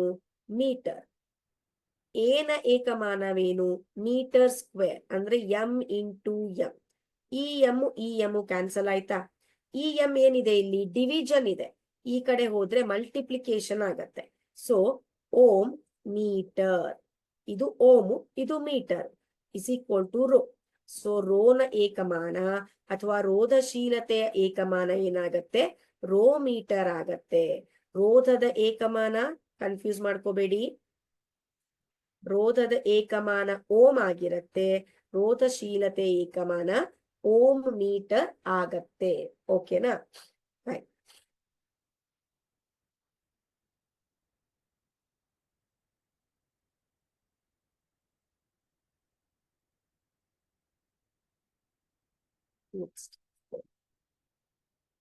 ಇದಾದ್ಮೇಲೆ ಮಕ್ಕಳೇ, ನಿಮ್ಮ ಟೆಕ್ಸ್ಟ್ ಬುಕ್ ಅಲ್ಲಿ ಒಂದು ಬಾಕ್ಸ್ ಅನ್ನ ಕೊಟ್ಟಿದ್ದಾರೆ. ಅದರಲ್ಲಿ ಕೆಲವೊಂದಿಷ್ಟು ವಾಹಕಗಳ ರೋಧಶೀಲತೆಯನ್ನ ಕೊಟ್ಟಿದ್ದಾರೆ. ಹೌದಾ? ಸೊ ಅದನ್ನ ಓದ್ಕೊಳ್ಳಿ. ಸ್ವಲ್ಪ ಸಮಸ್ಯೆಗಳನ್ನ ಸಾಲ್ವ್ ಮಾಡುವಾಗ ಅದು ಬೇಕಾಗತ್ತೆ.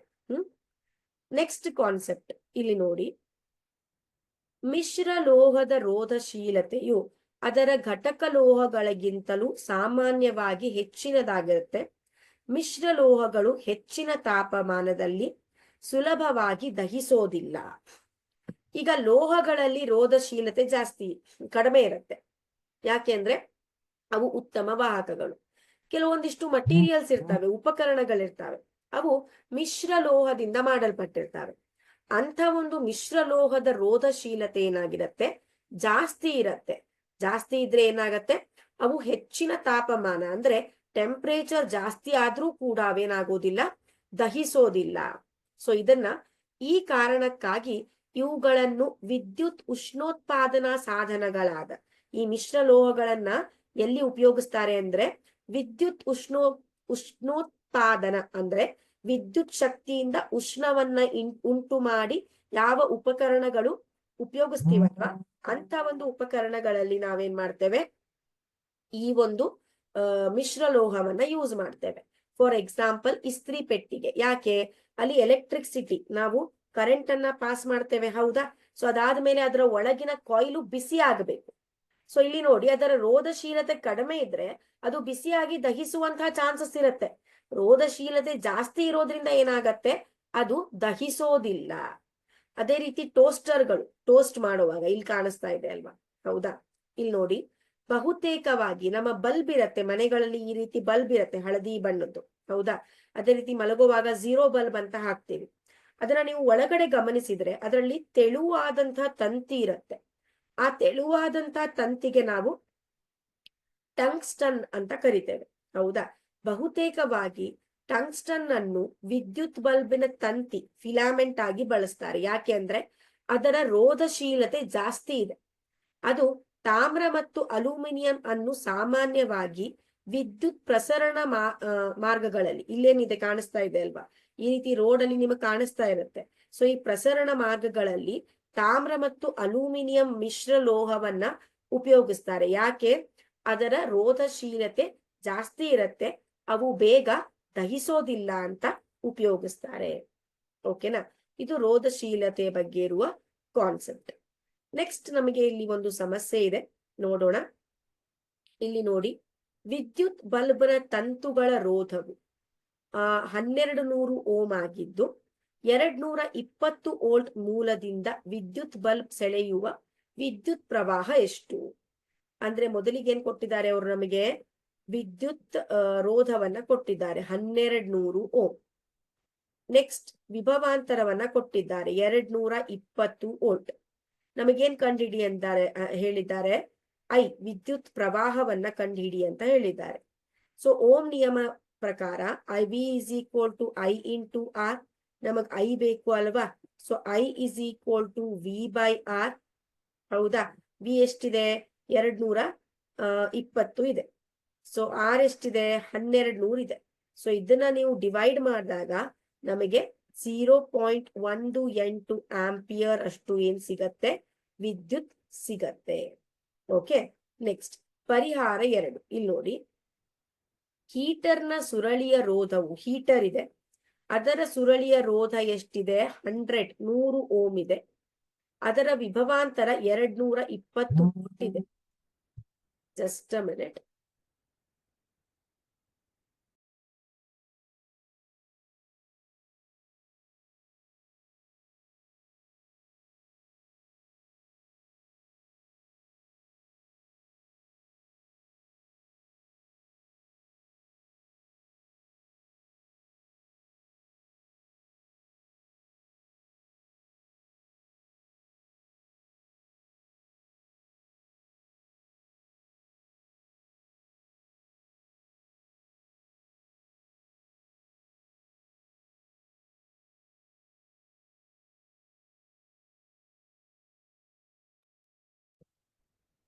ಓಕೆ, ಇಲ್ಲಿ ನೋಡಿ, R is equal to 100 ohm ಇದೆ, ಹೌದಾ? V is equal to 220 volt ಇದೆ.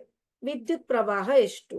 ಸೊ ಇಲ್ಲೂ ಕೂಡ I is equal to V by R, 100 divided by 220, ಹೌದಾ? Sorry, 220, just 220 divided by 100. So ನಮಗೆ ಎಷ್ಟು ಬರುತ್ತೆ ಇಲ್ಲಿ ಆನ್ಸರು, 2.2 ಆಂಪಿಯರ್. ಈ ರೀತಿಯಾಗಿ ನಾವು ಸಮಸ್ಯೆಗಳನ್ನ ಸಾಲ್ವ್ ಮಾಡ್ಬೇಕು. ನೆಕ್ಸ್ಟ್ ಓಕೆ, ನೆಕ್ಸ್ಟ್ ಇರೋದು ಏನು ಅಂದ್ರೆ ಇಲ್ಲಿ ಇನ್ನೊಂದು ಪ್ರಶ್ನೆ. ಒಂದು ವಿದ್ಯುತ್ ಹೀಟರ್ ವಿದ್ಯುತ್ ಮೂಲದಿಂದ 4 ಆಂಪಿಯರ್ ವಿದ್ಯುತ್ ಸೆಳೆಯುವಾಗ, ಅಂದ್ರೆ ಆಂಪಿಯರ್ ಅಂದ್ರೆ ಏನು ಇಲ್ಲಿ current, I is equal to 4 ampere, V is equal to 60 volt ಆಗಿದ್ದು, ಸದರಿ ವಿದ್ಯುತ್ ಹೀಟರ್ನ ವಿಭವಾಂತರವು 120 ವೋಲ್ಟ್ಗೆ ಹೆಚ್ಚಿಸಿದಾಗ V1 ಇಷ್ಟು, V2 120 ವೋಲ್ಟ್ ಆದ್ರೆ I ಎಷ್ಟಾಗತ್ತೆ, I1 ಅಂದ್ರೆ I2 ಎಷ್ಟು ಅಂತ ಇಲ್ಲಿ ಏನ್ ಹೇಳತ್ತೆ ಅಂದ್ರೆ, ಒಂದ್ ಹೀಟರ್ ಇದೆ. ಸೊ ಅದಕ್ಕೆ ಮೊದಲು ನಾವು 4 ಆಂಪಿಯರ್ ವಿದ್ಯುತ್ ಪ್ರವಾಹ ಇರುತ್ತೆ ಅದರಲ್ಲಿ, ಅದರ ವಿಭವಾಂತರ 60 ವೋಲ್ಟ್ ಇರುತ್ತೆ. ನಾವೇನ್ ಮಾಡ್ತೇವೆ, ಅದರ ವಿಭವಾಂತರವನ್ನ ಹೆಚ್ಚಿಸ್ತೇವೆ, ಅಂದ್ರೆ 120 ವೋಲ್ಟ್ ಮಾಡ್ತೇವೆ. 120 ವೋಲ್ಟ್ ಮಾಡಿದಾಗ ಅದರಲ್ಲಿ ಸೆಳೆಯುವ ಕರೆಂಟ್ ಎಷ್ಟು ಅಂತ. ಸೊ ಅವಾಗ ಏನ್ ಮಾಡ್ಬೇಕು, ಓಮ್ನ ನಿಯಮದ ಪ್ರಕಾರ R is equal to V by I, ಹೌದಾ? So R is equal to 60/15. So ಇಲ್ಲಿ ಓನ್ಲಿ 15 ಆಗ್ಬೇಕು, 15 ಆಂಪಿಯರ್. ಸೊ ನಮಗೆ 4 ಓಮ್ ಬಂತು. ವಿದ್ಯುತ್ ವಿಭವಾಂತರವನ್ನ 120ಕ್ಕೆ ಹೆಚ್ಚಿಸಿದಾಗ ಆ ವಿದ್ಯುತ್ ಸೆಳೆಯುವ ವಿದ್ಯುತ್ ಪ್ರವಾಹ ಅಂತ ಕೇಳಿದ್ರೆ V by R ಬೇಕು. 120 divided by 15 ohm, 8 ampere. So ಯಾವ ರೀತಿ ಮಾಡ್ತಾರೆ ಅಂದ್ರೆ ನೋಡಿ, ಮೊದಲಿಗೆ R ಬೇಕು ನಮಗೆ, V by I. ಮೊದಲು ವಿಭವಾಂತರ ಎಷ್ಟಿತ್ತು, 60 ಇತ್ತು. ಎಷ್ಟು ಅದರ ಇದು ಇಲ್ಲಿ 15 ಆಂಪಿಯರ್ ಇತ್ತು ಕರೆಂಟ್, ಹೌದಾ? ಸೊ 15 ಒಂದ್ಲೆ 15 ನಾಲ್ಕಲೆ so R is equal to 4 ohm ಆಯ್ತು. ಸೊ ಈಗೇನ್ ಮಾಡಿದ್ರು ಅವರು, ವಿಭವಾಂತರವನ್ನ ಚೇಂಜ್ ಮಾಡಿದ್ರು. ಸೊ ಅವಾಗ I is equal to V by R. I ಎಷ್ಟು ಮಾಡಿದ್ರು, 120 ಮಾಡಿದ್ರು. R 4 ಇತ್ತು, ಸೊ 4, ಸಾರಿ 15 ಓಮ್ ಅಲ್ಲ ಇದು 4, ಇಲ್ಲೇನೋ ಸ್ವಲ್ಪ ತಪ್ಪಾಗಿದೆ, 1 ನಿಮಿಷ. Okay, let me explain you, confuse ಆಗಬೇಡಿ. ಇದೇ ಪ್ರಶ್ನೆಯನ್ನು ನೋಡೋಣ, ಏನು ಚೇಂಜ್ ಬೇಡ. ವಿಭವಾಂತರ ಮೊದಲಿಗೆ 60 ವೋಲ್ಟ್ ಇತ್ತು, ಆವಾಗ ಕರೆಂಟು 4 ಆಂಪಿಯರ್ ಇತ್ತು. ಸೊ V 60, I 4 ಇದ್ದಾಗ ನಮಗೆ ರೋಧ ಎಷ್ಟು ಸಿಕ್ತು, 4 ಓಮ್ ಸಿಕ್ತು, ಹೌದಾ? ಈಗ ನಾವೇನ್ ಮಾಡಿದ್ವಿ, ವಿಭವಾಂತರವನ್ನ 120 ಮಾಡಿದ್ವಿ, ಹೌದಾ? ಸೊ R ರೋಧ ಅಂತೂ 4 ಓಮೇ ಇದೆ. ಸೊ V by R ಮಾಡಿದಾಗ ಅವಾಗ ನಮಗೆ ಕರೆಂಟ್ ಎಷ್ಟು ಬರುತ್ತೆ, 8 ಆಂಪಿಯರ್ ಬರುತ್ತೆ. ಸೊ ಇಲ್ಲಿ ನೋಡಿ, ನೀವು ಯಾವಾಗ 60ರಿಂದ 120 ವಿಭವಾಂತರವನ್ನ ಜಾಸ್ತಿ ಮಾಡಿದ್ರೆ ಕರೆಂಟು ಕೂಡ 4ರಿಂದ 8 ಆಂಪಿಯರ್ ಆಗತ್ತೆ. ಇದರಿಂದ ಏನ್ ಗೊತ್ತಾಗತ್ತೆ, ವಿಭವಾಂತರ ಮತ್ತು ಒಂದು ವಿದ್ಯುತ್ ಪ್ರವಾಹ ನೇರಾನುಪಾತದಲ್ಲಿದೆ ಅನ್ನೋದು ಗೊತ್ತಾಗತ್ತೆ, ಹೌದಾ? ಇದರಿಂದ ಅದು ಗೊತ್ತಾಗತ್ತೆ ಮಕ್ಕಳೇ. ನೆಕ್ಸ್ಟ್, ರೋಧಕಗಳ ಜೋಡಣೆ. ಸೊ ನಮಗೆ ರೋಧ ಅಂದ್ರೆ ಏನ್ ಗೊತ್ತಾಯ್ತು, ರೋಧಕಗಳು ಯಾವ ಉಪಕರಣಗಳು ರೋಧವನ್ನ ಉಂಟು ಮಾಡ್ತಾವೋ ಅಂತವುಗಳಿಗೆ ರೋಧಕಗಳು ಅಂತ ಅಂತಾರೆ ಅಂತ ಗೊತ್ತಾಯ್ತು. ಇನ್ನು ಈ ರೋಧಕಗಳ ಜೋಡಣೆ ಯಾವ ರೀತಿ ಇರತ್ತೆ ಅಂತ ಬಂದಾಗ, ಒಂದು ಇರೋದು ರೋಧಕಗಳ ಸರಣಿ ಜೋಡಣೆ, ಎರಡನೇದು ರೋಧಕಗಳ ಸಮಾಂತರ ಜೋಡಣೆ. ಏನಿದು ಸರಣಿ ಜೋಡಣೆ? ಇಲ್ಲಿ ನೋಡಿ, ರೋಧಕಗಳನ್ನು ಒಂದರ ತುದಿಯಿಂದ ಇನ್ನೊಂದು ರೋಧಕಗಳನ್ನು ಒಂದರ ತುದಿಯಿಂದ ಇನ್ನೊಂದರ ತುದಿಗೆ ಕ್ರಮವಾಗಿ ಜೋಡಿಸೋದಕ್ಕೆ ರೋಧಕಗಳ ಜೋಡಣೆ ಅಂದ್ರೆ, ಇಲ್ಲಿ ನೋಡಿ, ಈ ಒಂದು ಎಲೆಕ್ಟ್ರಿಕ್ ಸರ್ಕ್ಯೂಟ್ ಅಂತ ತಿಳ್ಕೊಂಡ್ರೆ ಈ ರೀತಿ ನಾವು ರೋಧಕಗಳನ್ನ ಜೋಡಿಸ್ತೇವೆ, ಹೌದಾ? ಇದು ರೋಧಕ A, ಇದು ರೋಧಕ B, ಇದು ರೋಧಕ C. ಇದು ರೋಧಕ A ದ ಒಂದು ತುದಿ, ಇದು ಮತ್ತೊಂದು ತುದಿ. ಸೊ ಒಂದರ ತುದಿಗೆ ಇನ್ನೊಂದರ ತುದಿ ಈ ರೀತಿ ನಾವು ಕನೆಕ್ಟ್ ಮಾಡಿದ್ರೆ ಅದಕ್ಕೆ ನಾವೇನಂತ ಕರಿತೇವೆ, ಸರಣಿ ಜೋಡಣೆ ಅಂತ ಕರಿತೇವೆ, ಸರಣಿ ಜೋಡಣೆ. ಇನ್ನು ರೋಧಕಗಳ ಸರಣಿ ಸಂಯೋಜನೆಯಲ್ಲಿ ಮಂಡಲದ ಪ್ರತಿಯೊಂದು ಭಾಗದಲ್ಲಿ ಸಮನಾದ ವಿದ್ಯುತ್ ಪ್ರವಾಹವಿರುತ್ತದೆ, ಅಥವಾ ಪ್ರತಿಯೊಂದು ರೋಧಕದ ಮೂಲಕ ಸಮಾನ ವಿದ್ಯುತ್ ಪ್ರವಹಿಸುತ್ತದೆ. ಇಲ್ಲಿ ನೋಡಿ, ಇಲ್ಲೇನಿರತ್ತೆ ಅಂದ್ರೆ, ಫಾರ್ ಎಕ್ಸಾಂಪಲ್, ಇದು ರೋಧ 1, ಇದು ರೋಧ 2, ಬ್ಯಾಟ್ರಿ ಕನೆಕ್ಟ್ ಮಾಡಿದೀವಿ, ಸ್ವಿಚ್ ಇದೆ. R1 ರೋಧ 1 ರೋಧ 2. ಸೊ ಇದರ ಮೂಲಕ ಹರಿಯುವ I 2 ಆಂಪಿಯರ್ ಆಗಿದೆ. ಇದರ ಮೂಲಕ ಇದರಲ್ಲೂ ಕೂಡ 2 ಆಂಪಿಯರ್ ಅಷ್ಟೇ ಕರೆಂಟ್ ಅಂದ್ರೆ ವಿದ್ಯುತ್ ಪ್ರವಾಹ ಫ್ಲೋ ಆಗತ್ತೆ. ಅಂದ್ರೆ ಸರಣಿ ಜೋಡಣೆಯಲ್ಲಿ I ವಿದ್ಯುತ್ ಪ್ರವಾಹ ಏನಿರತ್ತೆ ಸಮನಾಗಿರುತ್ತೆ.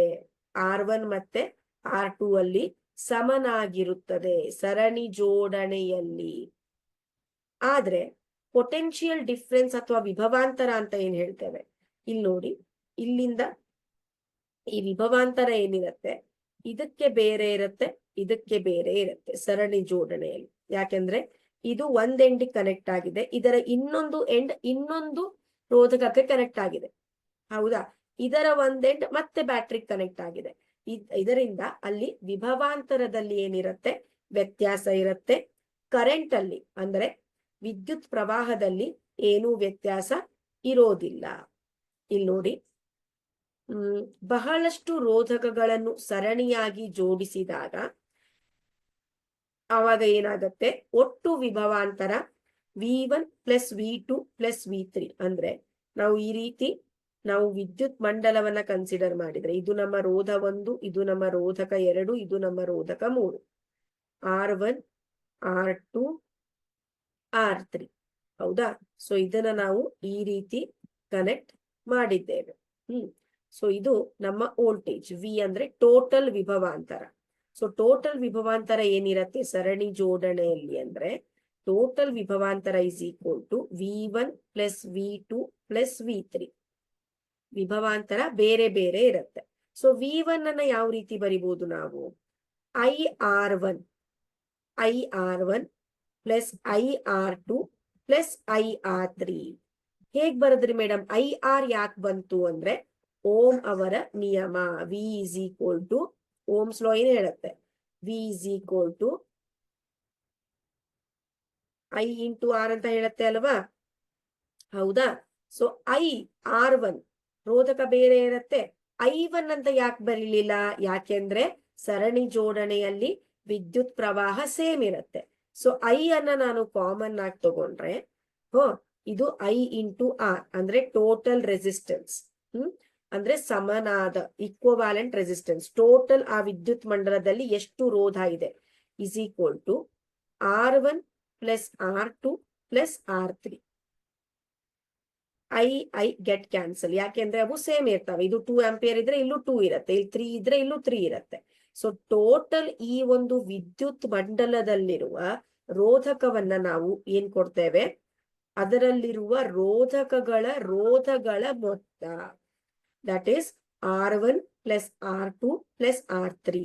ಎಸ್ ಅಂದ್ರೆ ಏನು ಅಂದ್ರೆ ಸಿರೀಸ್, ಸರಣಿ ಜೋಡಣೆಯಲ್ಲಿ ಒಟ್ಟು ರೋಧ ಸರಣಿ ಜೋಡಣೆಯಲ್ಲಿ ಎಷ್ಟಿರತ್ತೆ ಅವುಗಳಲ್ಲಿರುವ ರೋಧಗಳ ಮೊತ್ತವಾಗಿರತ್ತೆ. ಹೌದಾ? ಸೊ ಇಲ್ಲಿ ನೋಡಿ,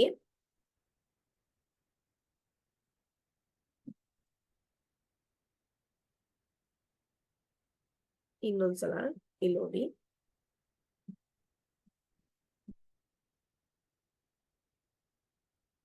ಈ ರೀತಿ ಸರ್ಕ್ಯೂಟ್ ತಗೋತೀನಿ.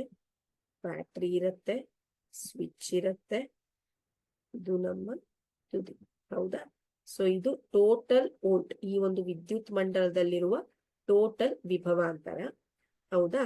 ಈ ರೀತಿ ಇರುತ್ತೆ. ಇದು R1 ರೋಧ 1, R2 ರೋಧ 2, R3 ರೋಧ 3.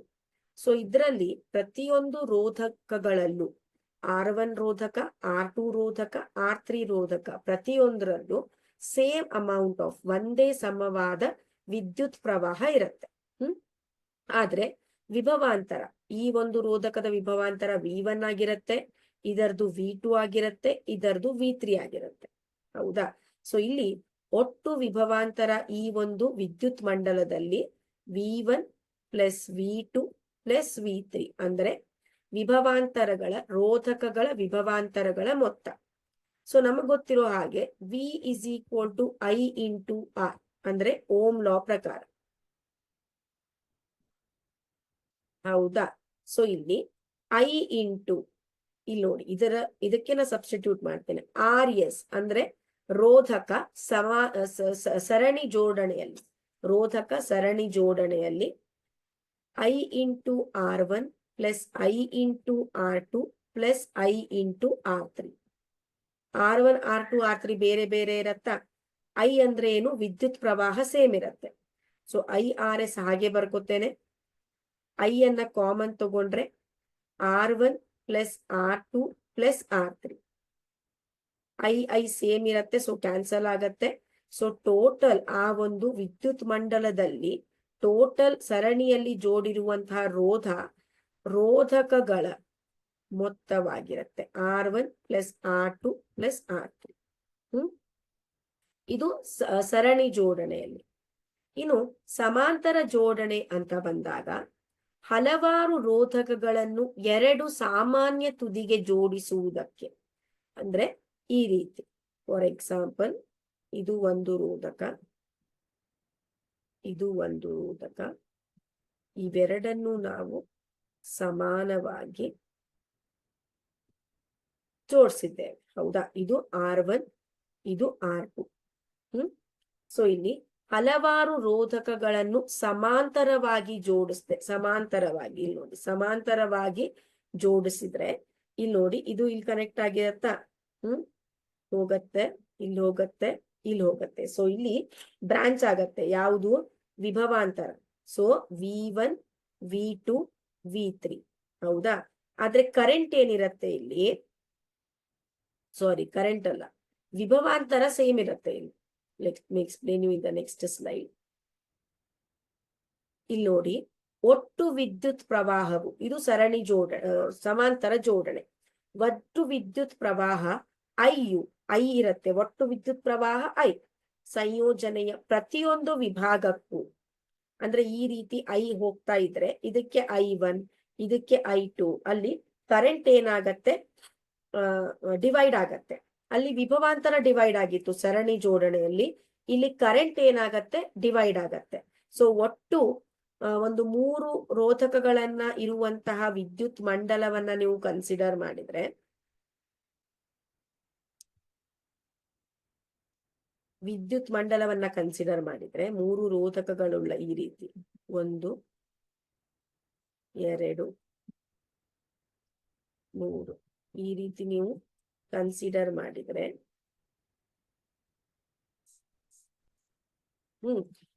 ಇದ್ರಲ್ಲಿ ಏನಾಗತ್ತೆ? ಟೋಟಲ್ ಇಲ್ಲಿ ಕರೆಂಟ್ ಏನಿರುತ್ತೆ, ಇದರಲ್ಲಿ I1, ಇದು I2, ಇದು I3. ಇದರಲ್ಲಿ 2 ಆಂಪಿಯರು, ಇದರಲ್ಲಿ 3, ಇದರಲ್ಲಿ 2, ಈ ರೀತಿಯಾಗಿ ಏನಾಗತ್ತೆ? ಕರೆಂಟು ಫ್ಲೋ ಆಗತ್ತೆ. ಈಕ್ವಲ್ ಕರೆಂಟು, ಈಕ್ವಲ್ ವಿದ್ಯುತ್ ಪ್ರವಾಹ ಪ್ರತಿಯೊಂದು ರೋಧದಲ್ಲೂ ಇಲ್ಲಿ ಫ್ಲೋ ಆಗೋದಿಲ್ಲ. ಹೌದಾ? So I is equal to I1 plus I2 plus I3. According to Ohm's law, Ohm's law ಪ್ರಕಾರ ಏನು? V is equal to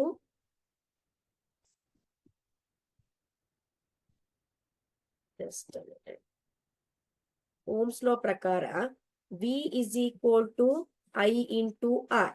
I ಅಂದ್ರೆ I is equal to V by R. ಅದೇ ರೀತಿ I1 ಅಂದ್ರೆ V by R1, I2 ಅಂದ್ರೆ V by R2, I3 ಅಂದ್ರೆ V by R3. ಮತ್ತೆ total I ಅಂತ ಅಂದ್ರೆ V by RP. ಅಂದ್ರೆ ಏನು? R ಅಂದ್ರೆ ಟೋಟಲ್ ಒಟ್ಟು ರೋಧ, P ಅಂದ್ರೆ ಸಮಾಂತರ ಜೋಡಣೆಯಲ್ಲಿ, ರೆಸಿಸ್ಟೆನ್ಸ್ ಇನ್ ಪ್ಯಾರಲಲ್. ಹೌದಾ? ಸೊ ಇದು ನಾನು ನೋಡಿದ್ರೆ ಇಲ್ಲಿ ಏನಾಗತ್ತೆ? V by RP is equal to, V ಅನ್ನ ಕಾಮನ್ ಆಗಿ ತಗೊಂಡ್ರೆ V ಸೇಮ್ ಇರುತ್ತೆ. 1 by R1 plus 1 by R2 plus 1 by R3. ಹೌದಾ? ಸೊ ಇಲ್ಲೇನಾಗತ್ತೆ? V ಕ್ಯಾನ್ಸಲ್ ಆಗತ್ತೆ. ಸೊ ನಮಗೆ ಏನ್ ಆನ್ಸರ್ ಬರುತ್ತೆ ಇಲ್ಲಿ? ಇದರ ಸೂತ್ರ, ಸಮಾಂತರ ಜೋಡಣೆಯಲ್ಲಿ ಏನ್ ಸೂತ್ರ ಬರುತ್ತೆ? 1 by RP is equal to 1 by R1 plus 1 by R2 plus 1 by R3. So ಸಮಾಂತರವಾಗಿ ಜೋಡಿಸಲಾದ ರೋಧಕಗಳ ಸಮಾನ ರೋಧವು, ಸಮಾನ ರೋಧ ಅಂದ್ರೆ RP, ಹೃತ್ಕಮವು ಪ್ರತಿಯೊಂದು ರೋಧಕಗಳ ರೋಧದ ಹೃತ್ಕಮ ಅಂದ್ರೆ 1 by ಅಂತ, ರೋಧದ ಹೃತ್ಕಮಗಳ ಅಂದ್ರೆ 1 by ಅಂತ ಮೊತ್ತಕ್ಕೆ ಸಮನಾಗಿರುತ್ತದೆ. ಸೊ ದಿಸ್ ಇಸ್ ಅಬೌಟ್ ರೋಧಕಗಳ ಸಮಾಂತರ ಜೋಡಣೆ.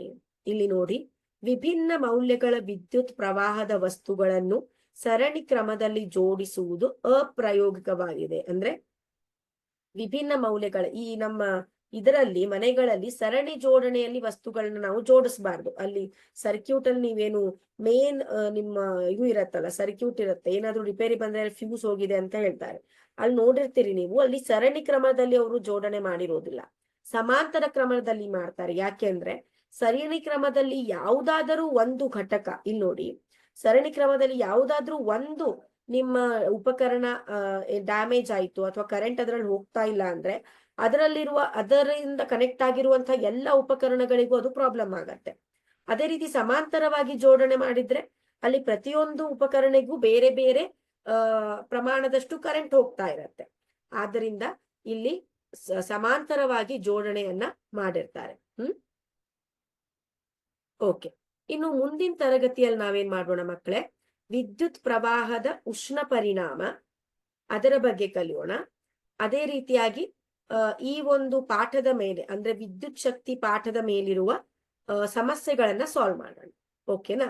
So let me end up the session here. Have a nice day. Take care. Bye bye.